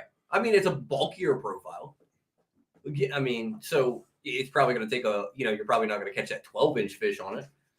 But you think a 3-pound bass isn't going to need a 6-inch? People just like to be like, Bullshit. oh, yeah, it doesn't work that way on the bay. And I'm like, you're right. It doesn't No, it work doesn't the same exact way as throwing a fucking drop shot does. It doesn't work for you. I It doesn't mean it Dude, doesn't work. I caught a lot of 5-pound fish this year. I did not break the 6-pound mark this year. I didn't. I will say I did not break the 6-pound mark this year, I haven't but yet. I caught a lot of 5-pound Yeah, fish on I like swim it. baits I this like year. A lot.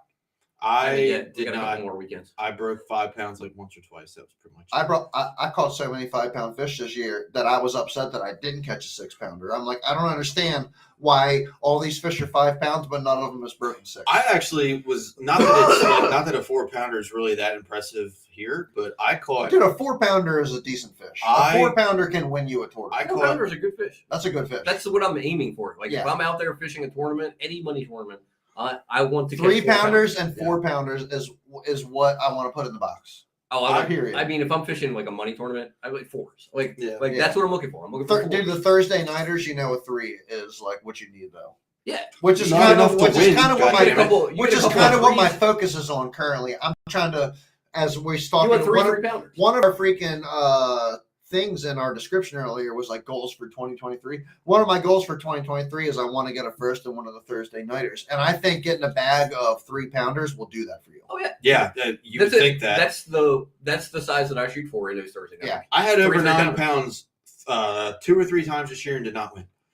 Listen, let's put it this way: But in these middle river bass, you have a good chance. Yeah, no. in these 100%, middle river I agree. bass Thursday night threefers, if you get big Ouch. fish, big snakehead, and you win, you can come home with $800 for 3 hours of fucking fishing, and it doesn't get better than that. How do you get $800? No, he's Dude, right. it depends on He's the right. turnout. He's right. So if you have 20 boats, And Homeboy did it.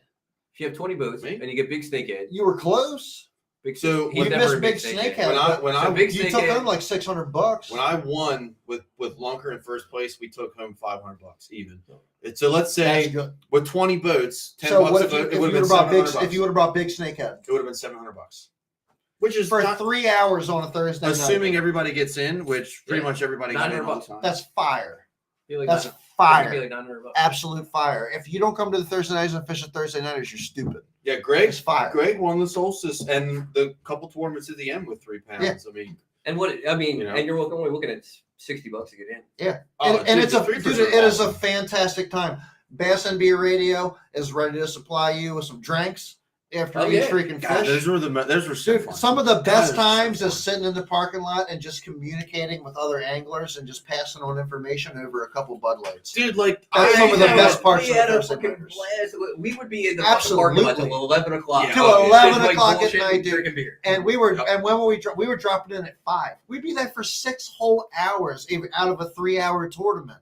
We're there Yeah. for 2 hours after the weigh-ins. The weigh-ins are quick. They're done by like 9:30. Just talking, man. Like that is part of the juice and part of the beauty of the Thursday nighters is the camaraderie of the local fishermen is unmatched and something that you're not going to get anywhere And you get else. Keith Pochet that shows up sometimes. Keith Pochet shows up every once in a while. To the parking lot. He didn't. Yeah, he didn't he fish did it. not. His quote: "I don't want you local guys kicking my ass too bad." Is exactly what he told me. No. I mean, and according to the opens, we would have. no According offense to the to Keith. opens, he was 12th. Yeah, but he didn't. Well, he wasn't catching a ton of weight. Well, nobody really was. But to be fair to Keith, by the time the opens rolled around, we were done the Thursday nighters. So I it was mean, a good Dan, time of year. hang on. He had like retract 15. the He did previous have like 15 pounds the second day. So we Dan, would've how been are you closer keeping to how are you us. keeping those perch alive long enough for you to take them home and make some perch fillets out of them You just if you don't kill have a him. live well? He's got. Why don't you? Cool. He should definitely make one out of like a 20 gallon cooler or something like that. He should. and make a live well out of it and stick it in the front of that little jet boat that he's got. Yeah, no, That'd be tight. so I was talking to my buddy Russ, who. Why do you want to wait till June, Greg? That's when the fishing starts to suck. That's when the frog bite gets good.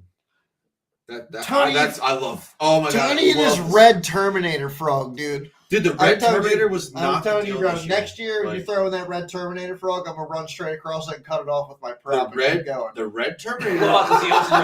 You're gonna wrap up the Brave, blow out the seals. There's lower unit. He's gonna be so pissed. The red Terminator was not the deal this year. I'm telling you, like it was until it wasn't, and once it wasn't, I didn't even. But it was for like 2 or 3 tournaments. I did not catch a single fish. I swear to you, I did not catch a single fish in a money tournament. Maybe this we year should ban him from fishing with Buck. No, you can't do that. Yeah, you're banned. That's like the ultimate tag team. But what do like, we got to do to get Buck to sit down in this room? I'm gonna. Well, I don't know, but I'm gonna ask him. I don't know. We got to talk to Buck. I'm gonna call up Buck in like May and be like, "Hey, you want to fish this Thursday night or something this year?" Dude, Buckman, He might Buckman is like my spirit animal. Dude, He's that got guy's the a same name as me. So here's the thing: like when we went, the tournament that we won was the first time he had caught a fish on a frog other than a pond. That's wild. I know, right? I was like I But caught addictive. dude. I caught the addictive. 4-pounder right off the bat. And I'm like, oh, that's a hell of a way to start, right? And then he's like, yeah, this is crazy. And then he caught one, and then I caught like 3 or 4 more, and he caught 3 or 4 more, and he's like, yeah, this is fucking awesome. And then like by the time the frog bite was starting to die down towards the end of it, he was like, can we get that frog bite back? I'm like, dude, I fucking wish. Scott, Like, I will tell you that I when I blew my boat motor up, I bought a kayak, and I loved it. I loved kayak fishing so much that the day that I got my boat back from the shop, I sold my kayak. Dude, I could not do it. I did. So before I will say actually, it got me on the water, and that's all I can say. so It kept me from going completely insane. I can kind of say that about Scuba Steve. Scuba Steve, before I was out on the water with the John boat all the time, was always out on his kayak. I have not heard a story of him launching on his kayak in almost 2 years. There's no way you'll ever see me in a kayak. I've done it, and it was great when I did it, but like, I wouldn't be able to mentally adjust to fishing. All I have to say, the only reason that I did it and would do it again is because I had no other choice. Yeah, I would. If you got to get out there, you got to do what you. I had a kayak at Like, one point too, but as soon as I got the boat, something with a motor, that was gone. I knew I was going to be months without my boat. You know, I know. So what? I feel your pain currently. Am I going to not fit? Yeah, but at least you have the John boat. At least I have the winter time to get through. Right. Time Mine was now. both times I blew my motor up. It was right in the middle, right in the middle of like prime time. So I've been thinking about going and bank fishing Loch Raven a little bit just to kind of throw some of my swim baits and maybe feel out Loch Raven, but I don't necessarily know the trail systems or what I'm doing over at Loch Raven per se. I'll go. Anytime you want to go. You want to go? I have a lot of experience fishing Loch Raven. I guess I have to go now. I'll go. Let's go. Let's go walk the trails of Loch Raven and throw some stuff. I don't have any experience fishing at this time of year, so. Well, no, but I know. I mean, at least I know. We can look at them. I know how to get to some of the places as far as the trails go. Mm-hmm. So to answer Scott's question, I fished Loch Raven out of a boat for probably 3 or 4 years. The golf I course. really enjoyed it. My reservoir rig was not at all comparable to what you see these guys running, but I did have a good time. I caught some good fish. Like, I would go out to Loch Raven when I needed to catch a couple fish. Like, if I just needed that mentally to go stick a few. I'll go to that's Loch when I Raven would just go to Loch go Raven. pickerel fishing. Like, oh yeah, just to go incredible. pickerel fishing. Yeah, we used to have a blast over there, just walking the bank, and in this, like early spring, like early April, I guess early April, we go over there and just walk the bank and throw a Zoom fluke. And you catch bass and pickerel all fucking day. That's what me and Skyler. Like you fished Loch Raven. You catch 10 or 15 bass and like 10 or 15 pickerel, in like 4 or 5 hours. You catch like 30 fish. It's fun as shit. Mm-hmm. My thing, the reason why I got out of it, like a 4 or 5 pounder. The reason why I got out of it is, one, I didn't have enough time to fish both the way I wanted to fish both, and because here's the thing, right? Like if you work any sort of full-time schedule, you don't have enough time to be at my age where you haven't had years of experience to be a hammer on the bay, gunpowder, Conowingo. Not that I am, but you cannot be adequate at fishing the reservoirs and the bay, in my opinion, unless you have years of experience to help you. Some guys do, and God bless them. I do not. So once I decided I wasn't going to have a reservoir rig, my success on the other bodies of water came up intensely. And where I stay now is only 10 minutes from Loch Raven, so it's not like it was out of the way for me. I just like fishing out of a bass boat more. I mean, I feel like it's like those guys in the reservoirs are some serious, incredible fishermen, but like there's no mobility of. You don't hear of guys coming from the reservoirs and going and making it on the even the BFLs, right? Like it's a different breed of guys. I mean, they stick with that electric. I mean, some of those guys fish that electric boat championship. That's their thing, man. And I'm not taking anything away from them. Like those guys are serious fishermen. Like they are just as good as some of the hammers. You know Alpha Race? Yeah, I don't know him personally, but I know who he is. Yeah. Al fishes the he fishes the open. Hammer. Yep. He's a really good fisherman. He's like the exception. He's one of the few people like that, like you said, one of the few people that I know of that heavy into the reservoir stuff has, fished a little bit nationally. Right. No, Al's a very good fisherman. I don't know him personally. I know Buck has done a couple BFLs. I just don't know off the top of my head how he's done. Matt Elliott, who I know a little bit here and there, is a very, very talented fisherman on the reservoirs, and he's had stints. Tyler Judd, who I don't think you're cool with Tyler. I don't know. Yeah, I will say that I know Tyler on Facebook. I Tyler's don't know much about him. Tyler's a hammer. Tyler's on the state team for a while too. He can that dude. All I know about him is that he bank fishes at Loch Raven. He used to have a reservoir boat, and we fucking wreck him at Loch Raven. It seemed like he just picked up big baits not that long ago. But I'm not sure. I don't know his background. I know Tyler a little bit in passing. He was in Team Outcast for a little while. That's cool. He fished a lot of the state qualifiers. Yeah. He fished SQTs for quite a few years. I've only had good interactions with Tyler. Like, I'm not saying we're friends, but I've never had a disagreement with Tyler. He's always been good to me. So if you're watching, welcome. Cool dude. But he used to be a hammer on Loch Raven, and he was one of those guys that kind of branched out. So like, not to put names to it, but Matt. Oh yeah, I forgot about that. Tyler quit fishing. He breeds. He does. He's into like pythons and stuff like that. Yeah. What you mean, like to each their own? But like it's because they're shaped like a dick. Damn.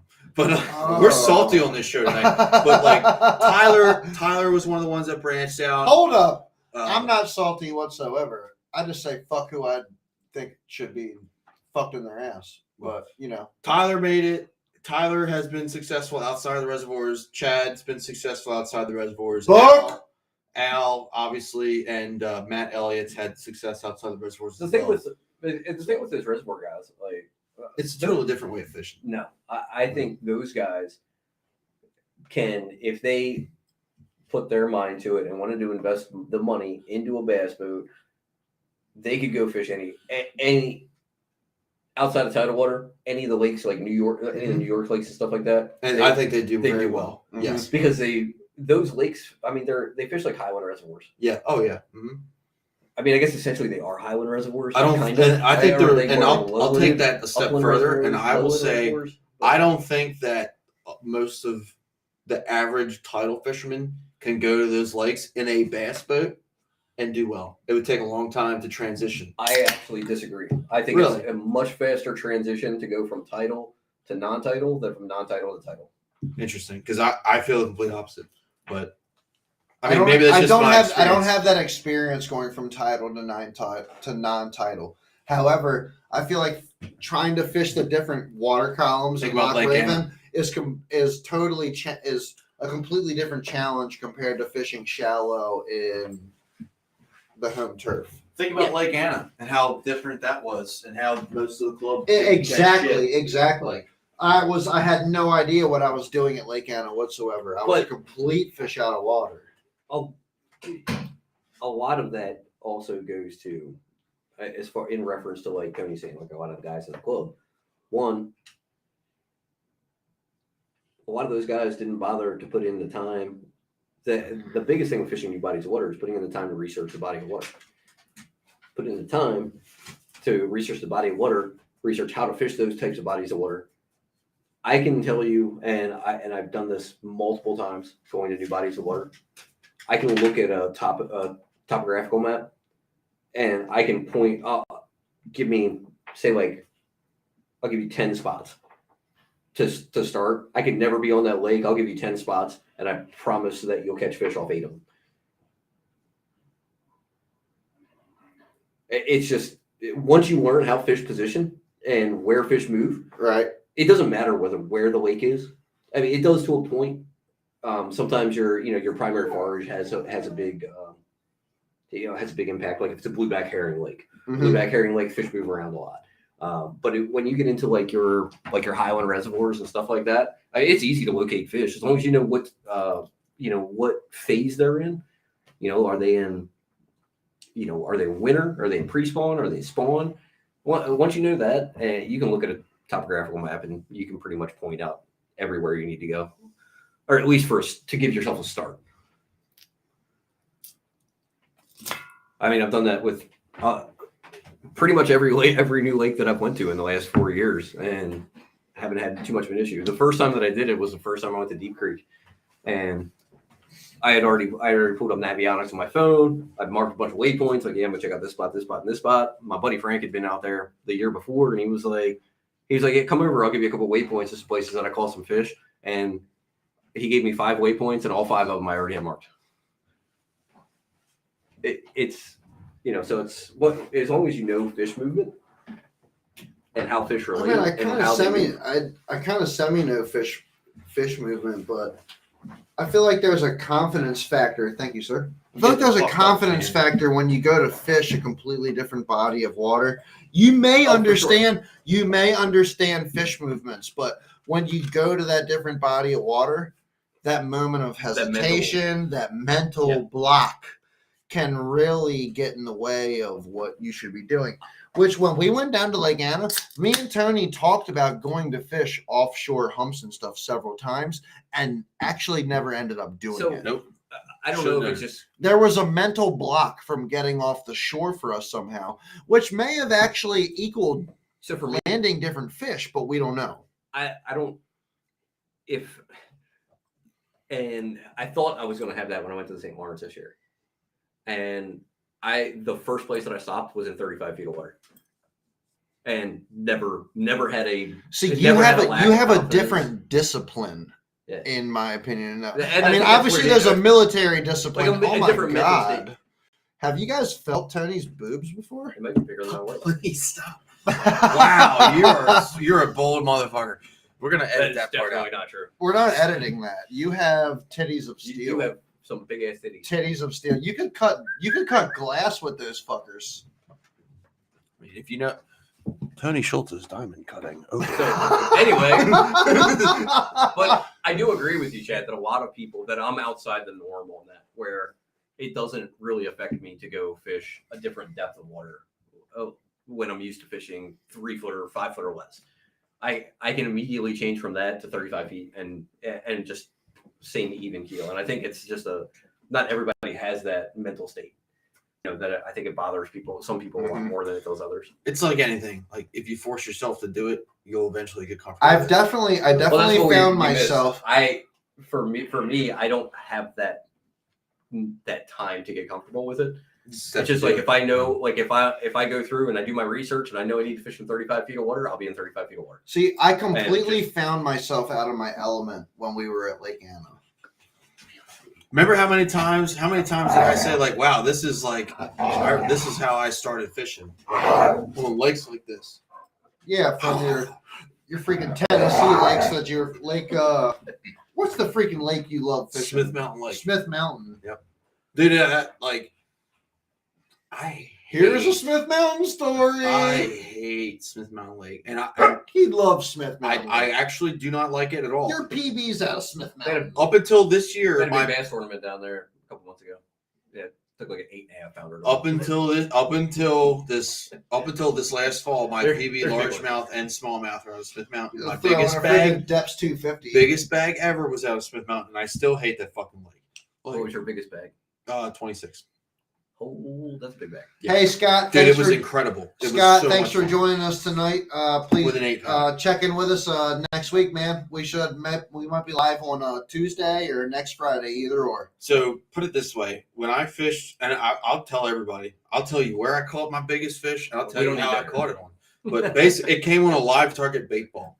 Nobody here knows. Oh yeah. Nobody here knows anything about That's true. Smith Mountain. The live target, it is the one fish I've ever caught on a live target bait ball. It was just like my scale was bouncing between like 8 and like 8.25. I was like, holy shit! Like what the fuck? Yeah, it was awesome. But like we would pull up on, it was just on that day. Dude. Like He wasn't jerking off yet. like That's what he just did. we would watching it. we would pull up on a point. It was literally it was the coolest thing. Like the first point in the back of every creek had big fish on it. And had like 4 or 5 big fish. How's it the first point if it's in the back of a creek? Well, the first point coming out of the back of the creek. To the last point in the creek. However you want to phrase it. However you want to phrase Just it. busting your balls. But it was any shad imitation. Spinnerbait with a big paddle tail. Rattle trap. Live target bait Dude, ball. one thing is Like, for it was sure, just when we moved 4 up, or 5 pounders. Like, when we moved up into those areas at Lake Anna, they were not moved up into those areas. it was yet. too cold. It was still a Still little too too cold. cold. What was the water temperature when we were there? I think it 50, was in the lower 50s. lower 50s. And it was getting lower as we stayed there. They were probably still in that 10-foot water getting lower. column. So when you had a cold front come in? And rain. Yeah. Yeah. So they were probably if it They was, shut off. If you were in the 50s, they were probably pushed up, and that cold front pushed them back out. So Mhm. some guys, there was another group of guys that were really awesome dudes that were staying there, and they were saying that They were really nice guys. they were saying- fantastic guys. they were local, just went down there to fish. But they were saying that on the south part of the lake, you could see a couple fish on beds, but a lot of them were pulled off too. yeah, What was that cold guy's front- name with he had the VX21. We had a guy he had he had a 21 Paul, foot Vexus Paul's down there. name. I can't remember his last name now. Air ride seats and everything. Dude, Dude, that thing was sick. it was like a fucking tank. He let $110,000 dude, he let us crawl over his boat and check it out. And like I gotta tell you, You'll see him. that you'll see him dude, up on dude, Video. that fucking VX21 was the nicest bass boat I've ever seen. Yeah, it's also $110,000. It was the nicest bass boat I've ever Ooh, seen. that gives me a But good dude, point. you could buy one of the Rangers for 125, and I'm here to tell you right now, fuck Ranger, I would buy that Vexus over the Ranger. So Team Marine. Where is my Ranger currently? Is it in Oklahoma?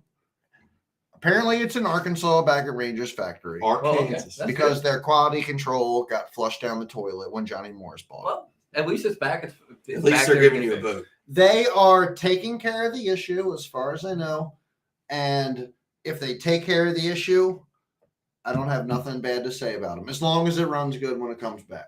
So I was watching a video. I don't know if any of you guys watch it, but there's a really good YouTube channel out there called Team Marine. Andy Hauser runs it. Mhm. My butthole Um, still hurts though. Sorry, it's not from me, but So anyway. you- It's from Ranger. So It's from Ranger. they do a little mini series called Over Under, where they take a bass boat Yep. and they build it and they put your Ultrex on whatever graphs that they want, and they give you a no bullshit price, because you go on a website right now and to find a price on a bass boat is never like transparent, What's right? their, Like what's their top rated boat? gambler. Who's False. Their top rated boat is a champion.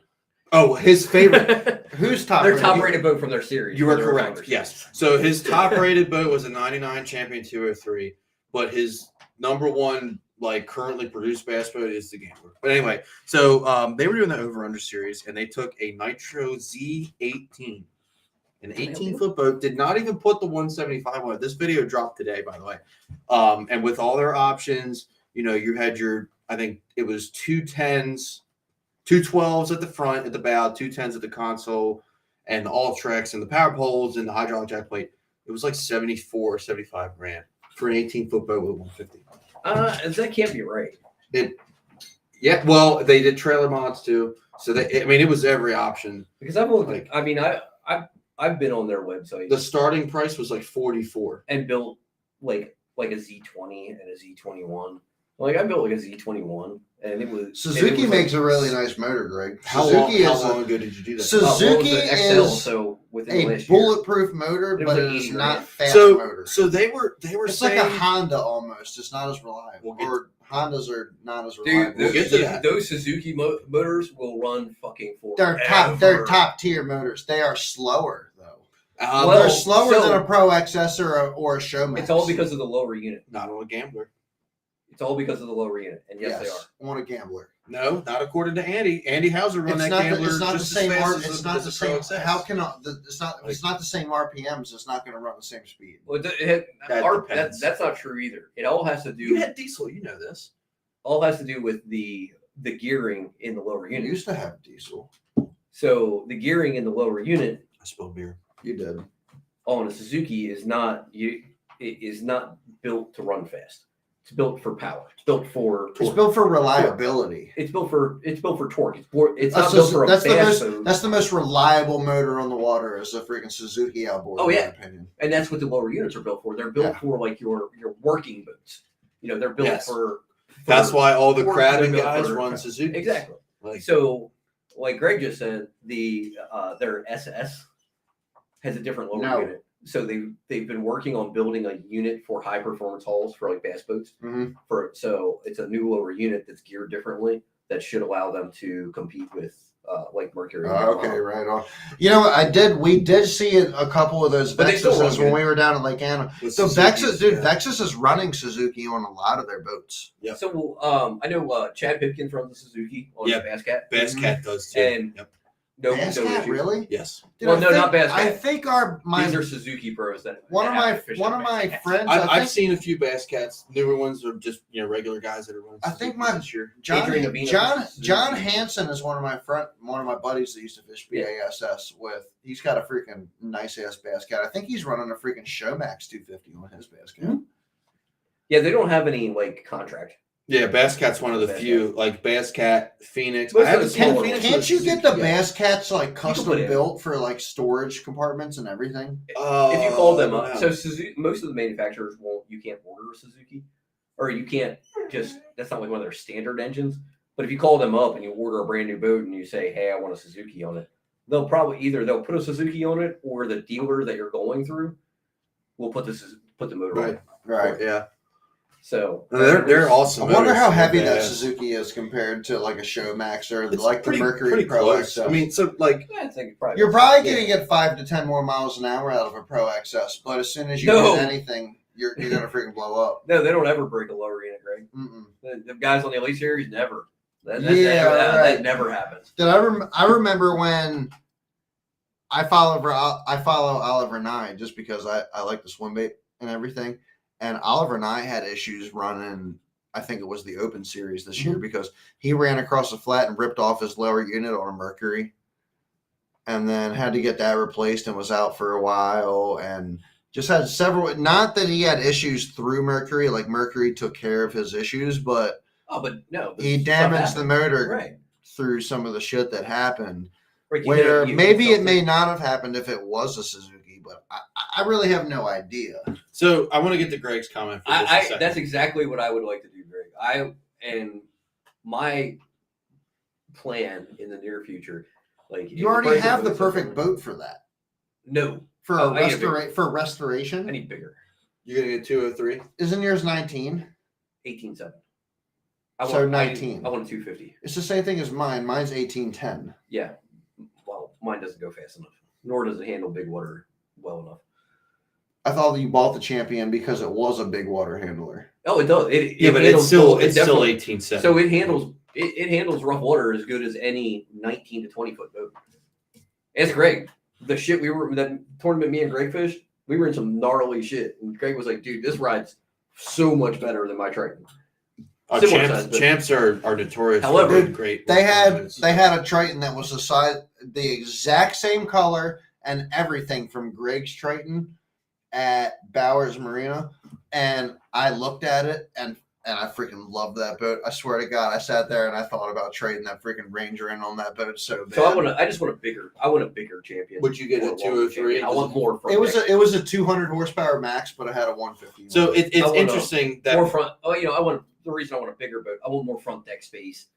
That's why I got You my have a huge, 19.8. yeah, you That's have a why I huge- got the 19.8 because huge me and front deck. me I and know. Steve can stand on the front of that deck and have no problems fishing together on Yeah. the front. I can fish two people There's on the none. front, but it has Yeah. to be two people that fish together all the time. Oh, That's yeah. what I'm saying. Me and Because Steve, if it's not, then somebody's getting hooked. me and Steve fish on the front of the John boat together all the time on the John boat. But once I got that freaking 19 AP, Right. we stood on the front deck and it was like being an entire boat length apart from each other, Oh, yeah. but on the same front deck. It was just massive, and it was just a lot more comfortable. The boat was a lot more stable. I also want to go faster. I don't. Yeah.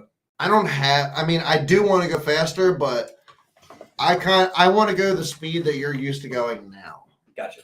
Yeah, You know what I'm So saying? it's I need interesting. I that want to tack another like 20 mile an hour on the I- water. if I can hit 50, if I can hit 50 miles an hour, So You I'm know what looking it is. at a 95 Gambler right now. That's got do it, older motor, Do it. 95 motor. do it. It's got newer grass, which are irrelevant because I'm going to put my shit on it anyway. But I have it priced out, and for me to do everything, including the cost of buying the boat, How much is the boat? $8,000 for 95 209 21 footer. I don't know the condition of the trailer. I haven't seen it. You can put another 10 into that. I mean, that depending on freaking- I mean, think of it this way, like depending on the trailer Right. and depending on your paint and everything like that. If you even if you bought it and repowered it, what kind of motors you got on? EFI? EFI 225. Okay, so 225 Orange EFI, County. Yeah. you could probably get $4 or $5 grand for it. I mean, I would run it before I sold it out. Think about it, you could put a new motor on it for 25, sell that for, if you sold that for 5, you're 20 grand into your new motor, and now you're in a 21-foot Gambler or 20-foot Gambler with 250 for 28 grand. So it's think about it. I mean, that's the compared to the exact price of a number, brand right? new boat. So that's the exact number because when I looked at it and I have a spreadsheet because I'm the Excel guy apparently, but like I have this, Oh, you have no idea. I need to get with you on Excel. But when I had it out, I looked at the cost of the graphs I wanted, the 10-foot poles, the jack plates already on it, and everything to make it have all the technology of a not like a pro level, but you buy a brand new bass boat with the mid to high grade options. With make sure that like transom's good and stuff like that. Well, right, right, but like stuff like that, it would cost me 28 grand out the door after taxes and everything to have a 21-foot boat with a same 95 motor and have my 12-inch graphs, my Mega Live Mega 360, 3 batteries, 10-foot power poles, and the Ultrex and everything. Now, here's my issue, right? You buy that boat. You put the money into it for 28 grand. You have your 21-foot Gambler. You're ready to go fish a tournament. You go out on the first trip and the motor blows up. Now you got all this money in a boat and the motor sucks. The motor's no good.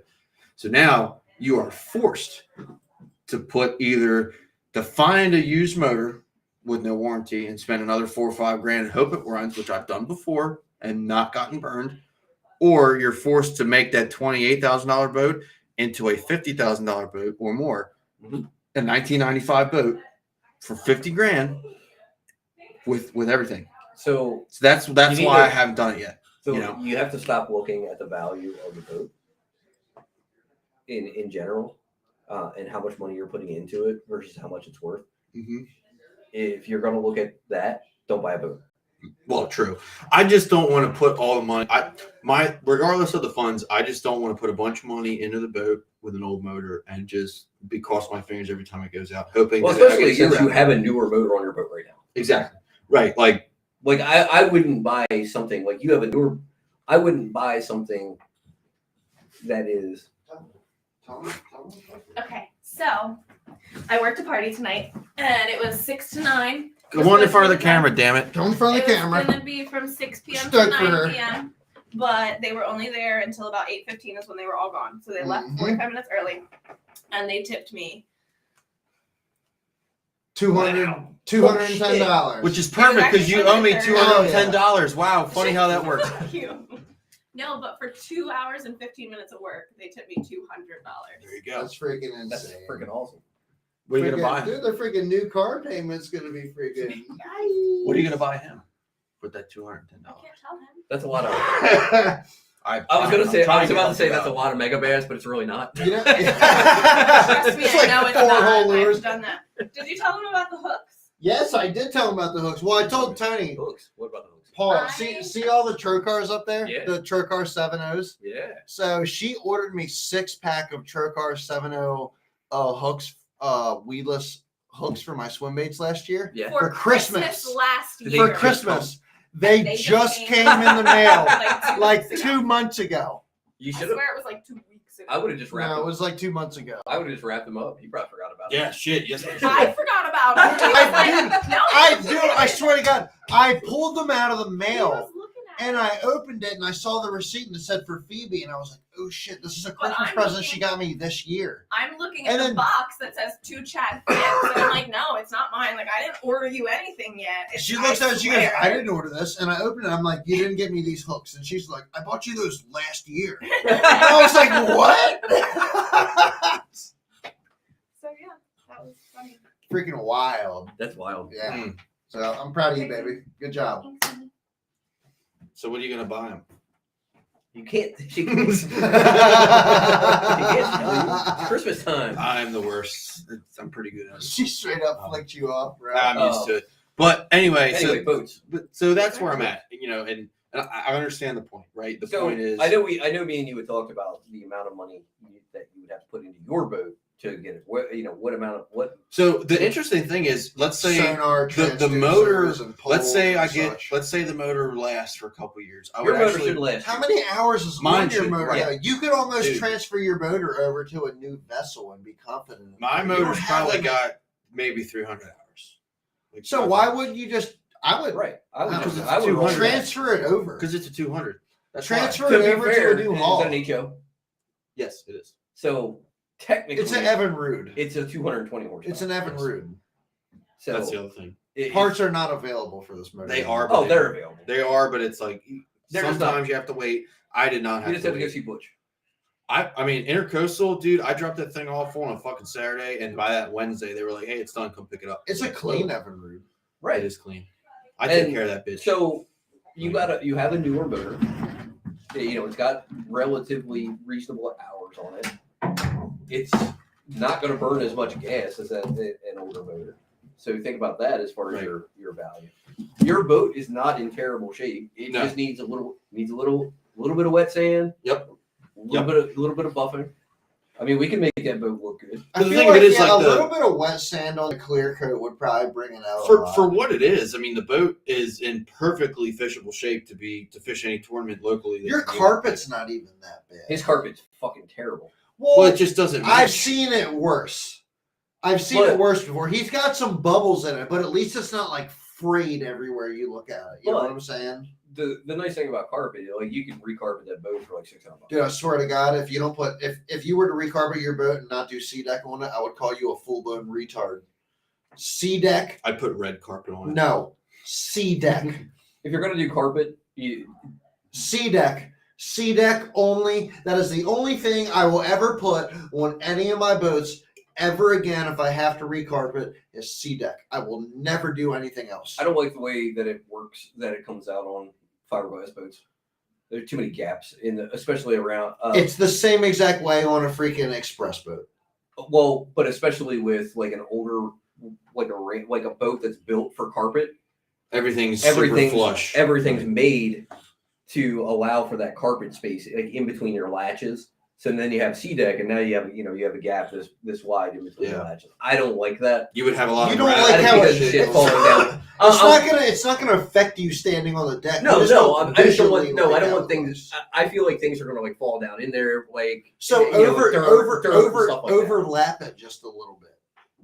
You know what I'm saying? Like, dude, I have seen I'm people. telling you, We're dude, the splitting sea hairs. deck, the sea deck that I put on the front of my John boat I did. is so much better than any carpet I could have. We had one of the guys in the on the champion Facebook page actually took sea deck or something like sea deck, and actually folded and wrapped all the rod lockers like you would with.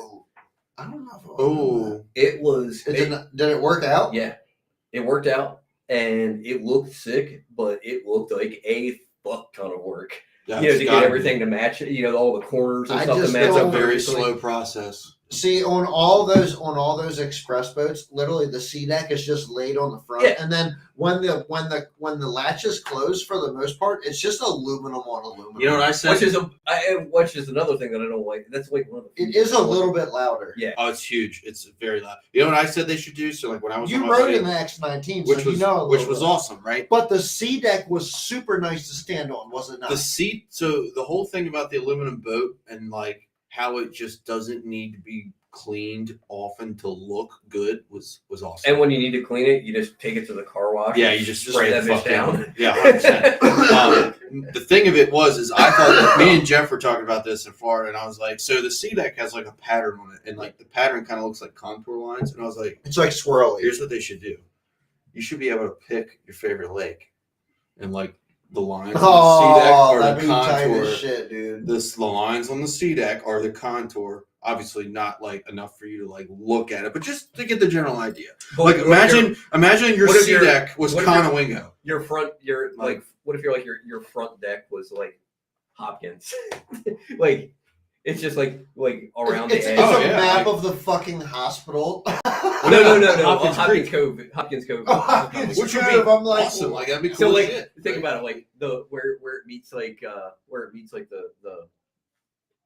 where the front deck ends. Right. Like that's the opening of Hopkins. Yeah, that'd be cool. Like, And then it would like be dude, awesome. what if you it'll land around. And have What the if you contour just lines had on a top. detailed map, like on the back deck platform, like where your rider would ride at? Like on the you back deck? could do You that. could just like stop and look on the back, and then just like map your route through contours off the back deck. Dude, like you really could do that, and it shouldn't cost an exorbitant You amount of imagine money. you're out fishing a tournament. Your co-angler's like, "Man, can you turn the fish finder on so I can see where you're fishing?" You just go look down. Right. Like, He's like, I think oh that would- shit! I He's think like, that I'm would in be 8 cool, feet right now. Like, I think that would be cool. Obviously, it's an aesthetic purely, but like if it's like a $200 option, I'd pay for it. Like, I mean, even if it was like $1,000 option, I'd probably pay. this is just my personal opinion. I find it but funny the things that Tony would pay for and the things he won't pay for. Yeah. It, Most of it it's gets, fine. it gets. We should make an episode just out of that. Okay, should. like what? That could be a food Homeboy will not buy a jackhammer, but he has no problem putting like freaking 10-foot talons on the back of his boat or something. Right. stupid. I'm not gonna buy a jackhammer, but I paid $200 He's to like, have Tony- special sea deck. Tony's ready to slap 15-foot talons on the back of his 2000 Ranger, but is not, but will not buy a jackhammer or a Mega Bass Vision 110. I mean, you're not. So my original question was, I know you spreadsheeted it out. What was the final cost to get your boat to where you wanted?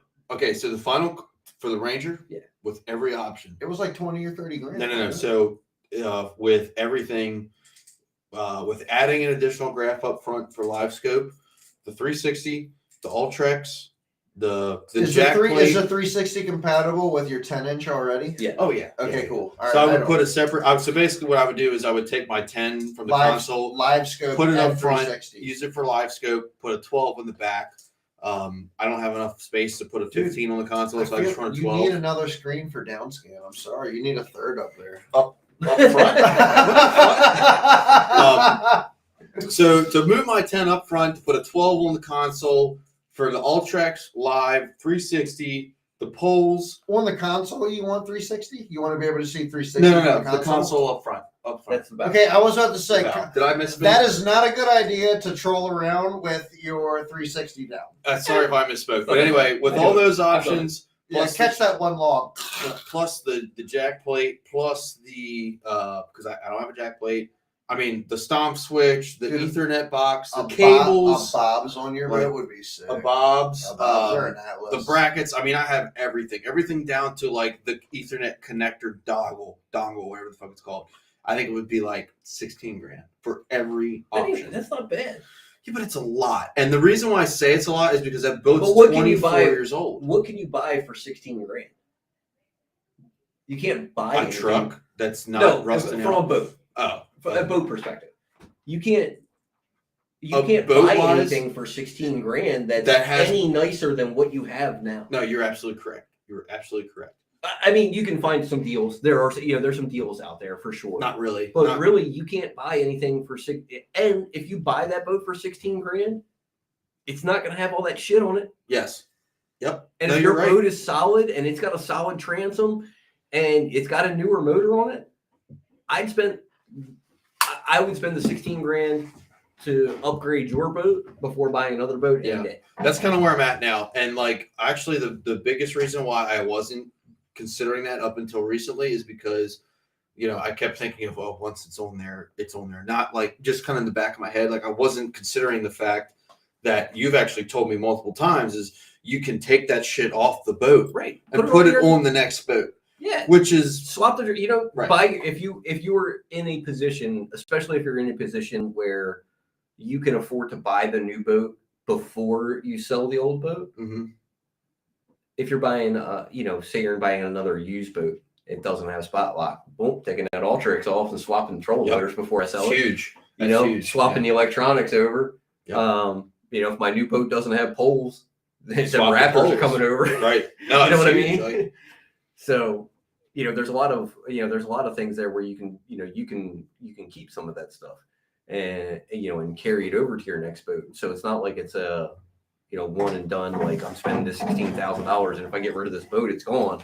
No, you can take that stuff. Well, and the thing of it is too, that 16 grand is priced off of like going to the Humminbird and going to Minn Kota's website and getting the prices. Like, could I find a set of Raptors or power poles cheaper? Yes, absolutely. And I tag you. I've tagged you in so many pairs of power poles. Right. And I on Facebook I need that are to like it's like a pair of power poles for like. Yeah, you want power poles? If you want power poles, you better fucking order them now. Do we have any more beers? All right. Fuck yeah. Because you're a couple months out on getting power poles right now. Well, still. Well, I would get Raptors because they're built better. I disagree with that entirely. I don't know if they're built better or not. The customer service of Power Pole is unmatched. Yes, right, it's true. That I will say that 100%. Now, what I will say is I've been looking at the forums because this is like the best debate ever. It's my favorite debate. What's better? Let's debate it. Let's debate it when we have 10 people on Tuesday or Friday. We should do that. Tech talk. It is. So I like that idea. So Tackle Talk / Tech Talk. Well, we have the Minn Kota Talon versus the Minn Kota Raptor 1 day a week here. versus.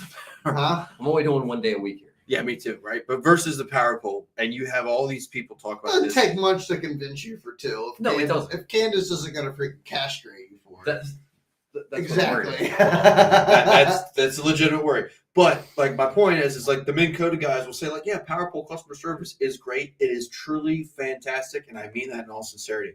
But they're like, I've never had to use my customer service. You know why? Because Raptors have only been out for a fucking year.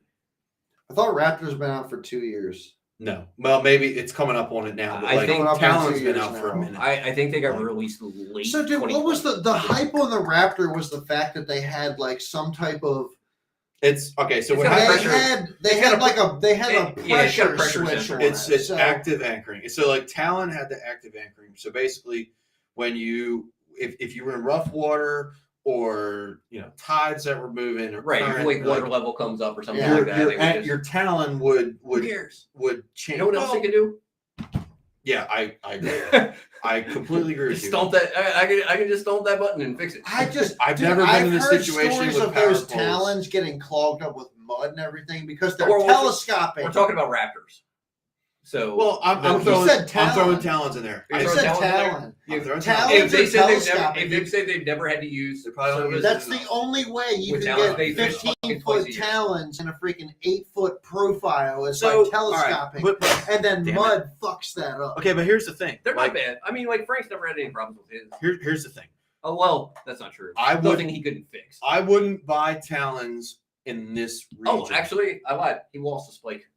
I'm all poles, dude. I'm all for poles, honestly. I wouldn't buy Talons in this region because of the mud, right? Like, that makes sense why Talons would have issues. Yeah. However, if I'm fishing Conowingo all the time where it's rocky, I shouldn't have any issues with my Talons collecting mud.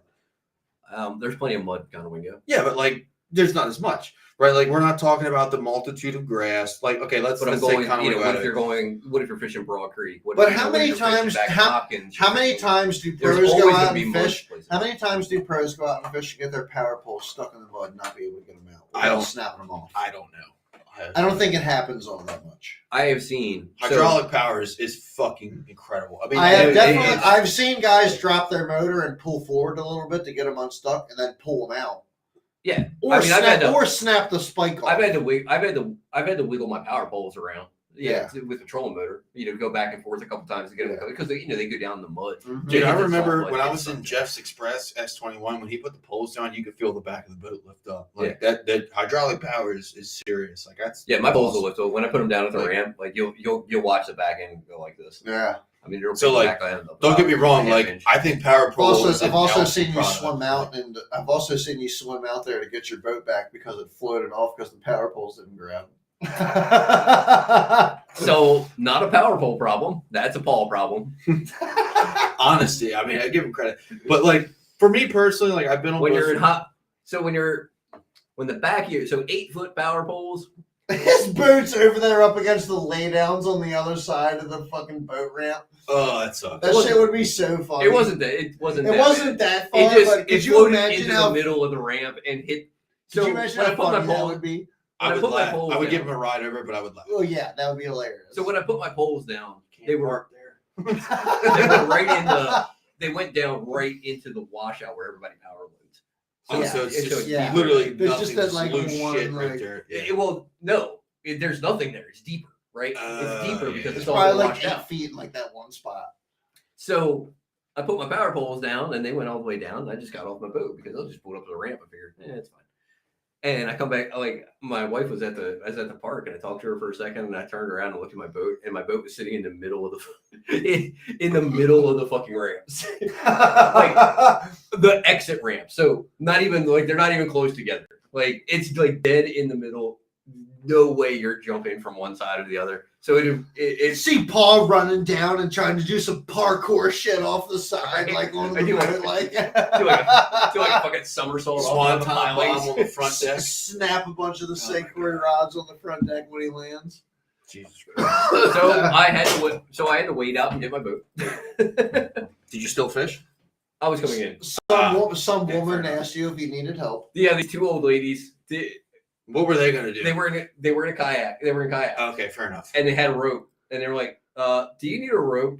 And I'm like, no. Like, I have ropes. I just didn't use them. Yeah. You got a grappling hook, grandma. I'm like, come on now. Like, see these poles on the back of my boat? They're worth more than 18 of your kayaks. Right. But anyway, not today. Today they weren't worth shit. So I've obviously been on lots of people's boats, and I've been on boats with Raptors. I've been on boats with poles. You fished before? I cannot tell you that like when some of them have been blades, some of them have been sportsman too, some of them have been pro series.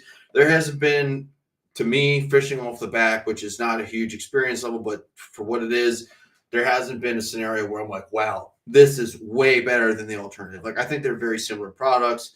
I think if you're running Humminbirds, you should probably get the Raptors because it's a one boat network thing. If you're not running Humminbirds, its choice is yours. The service is better in Power Pole. I want to talk. I am, you know me, I am a Humminbird. And you're also a Power Pole guy.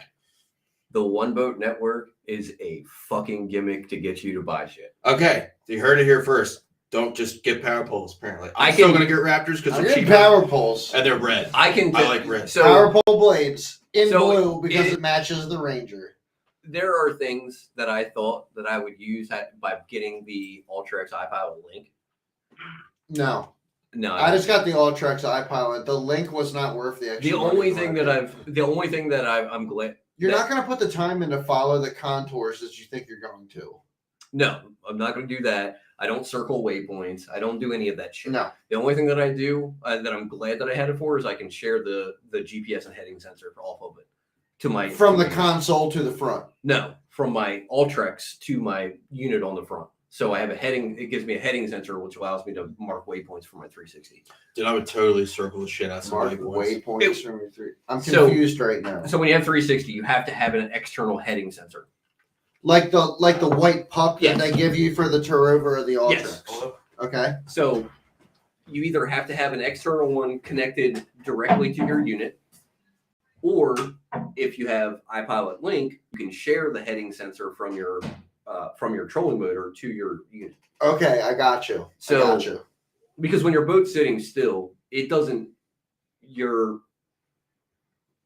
unit doesn't know which direction you're at. So 360 is just a circle, right? Mhm. So that this way could be fucking any direction as far as that's concerned. It has no fucking idea which way it's pointing. It could be upstream, cross, east, west, north.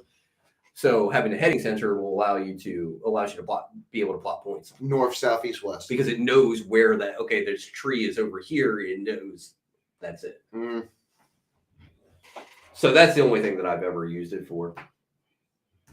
I mean, I can see It would probably be worth going back and saving the extra $800 on it. You feel like? it wasn't I think the difference between iPilot and iPilot Link was only like $200. $200. Yeah, so it's not like it was a major thing. Maybe a freaking rod that broke or something. Well, that heading sensor, I mean, that's $120. Mhm. So I would have had to buy that anyway. So really, it was only $80. Yeah. And I have the capability, like if I wanted to do, some like I've always wanted to play with that, like circling the waypoint thing. I would do that. I feel like that seems pretty cool. I would totally do it. I've never used it, dude. I've only used the remote for my Ultrax I twice. never used I it. wouldn't even want the remote. 2 times. Unless, dude, You know what, the 2 only times time I'm using it is if my motor dies and I'm just sitting there trying to troll back to the You know freaking what? ramp. I was just about to say the only 2 times I've ever used the remote for my trolling motor is when I blew my motor up. Exactly. Both times. I wouldn't even. Because I I would just- not even. I want was the like- fucking remote. I dug through, found my remote, went back, sat right behind the console, and just went like this all the way back to Howard And Grease. smoked a cigarette and be like, "Son of a Yep. bitch, here we." Damn, like That's exactly what I did. blowing a motor up's fucking All the way, sucks, all the way up man. from RCO. Oh my God. dude, Oh. are you for real? Not all the way. I wasn't that far down. That is that. Oh yeah, I've been towed back from. How Michigan long before. did that take? I've been towed back from Like 2 hours. And we fished on the way back. I blew my motor. Well, I fucked my motor up. I didn't blow it up then. But I had water. That was when I got water in the gas. And that was first thing in the morning that I got water in the gas. So we just turned around and we kind of fished our way back. I gotta say, having a new Merc 150, I'm really hoping to have no issues out of this motor until I'm in like the 300 hour. Until I'm like the 300 hours. Dude, I swear, dude, I keep hope reading for online. you. Dude, You'll be these fine. new Yamahas and these new Mercury motors are like, dude, I'm seeing online guys are starting to have problems with these Mercury motors at over 1,000 hours. Like, Well, they're solid as fuck. Yeah, but 1,000. a lot of that. So a lot of that is just maintenance and taking care of your motor, and doing Yeah. the right thing. And so there's going to as long as you take care of it and you do it right. I mean, shit, they got shows. There's people getting. I mean, not just 1,000, like 2,000, 3,000, 4,000 hours out of these Dude, motors. the Showmax is the Dude, how number do you one even- motor in my opinion. How do I you would, even run it that? They're fucking commercial. long? These are mostly like commercial guys. I would, like guys who run commercial boats or run. dude. I don't here's the understand thing, why right? you can't just buy a boat and then put whatever motor you want on it. That is so fucking dumb, Well, in my opinion. But here, Like, all right, think of it like I this. would put a Yamaha Showmax on any boat over a Mercury. Think of it like this, Personally. right? So a lot of manufacturers you can, but a lot of them have deals. Skeeter, Bass Cat, Not think Skeeter, Triton, not Skeeter. So Skeeter Skeeter- only takes Skeeter, Yamaha. Skeeter's nah, only- Skeeter's Yamaha. Yeah, It's but you only can't put Yamaha. Mercury on it. All I want is Yamaha. Oh, Fuck okay. Mercury. But I'm just saying for the choice. Yeah, There's Charger. You can get Bass Cat, you have an option. Bass Cat, Phoenix. Phoenix has an option. Phoenix Yes. has an option. Yep. You can Charger get does. Mercury, you can get Mercury. Falcon does. Falcon. A lot of the smaller companies you can. The thing with the other company, like your White River boats, They're all Nitros, Mercury. They're all Mercury because they have a deal with Mercury, Right. so they can get those motors cheap. You're buying. And the boat's say still you're more buying expensive. 10,000 motors a year. You're gonna get them. You're gonna get them less. And Right. the boat's Versus still more buying- fucking expensive. I was looking at the Andrew Sam's Nitro. It's a nice boat. Very nice boat. It's a pretty nice looking boat. Yeah, no, it is. He's got Sure. the 21XL, that new very one that nice they came boat. out with this year.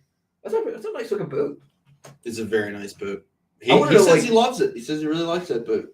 I mean, it looked like it handled rough water pretty well. Like I mean, he fished that tournament on Conowingo a couple weeks ago. I And it looked like he handled rough water pretty I don't well. have enough He was time. fucking rolling out like in like fucking 2.5 footers. I don't have enough time in a nitro to be able to give an accurate statement. I've had bad experiences with Nitro and being in them. They suck. I've got heard beat that. to shit. I've heard that. at a tournament on the Upper Bay.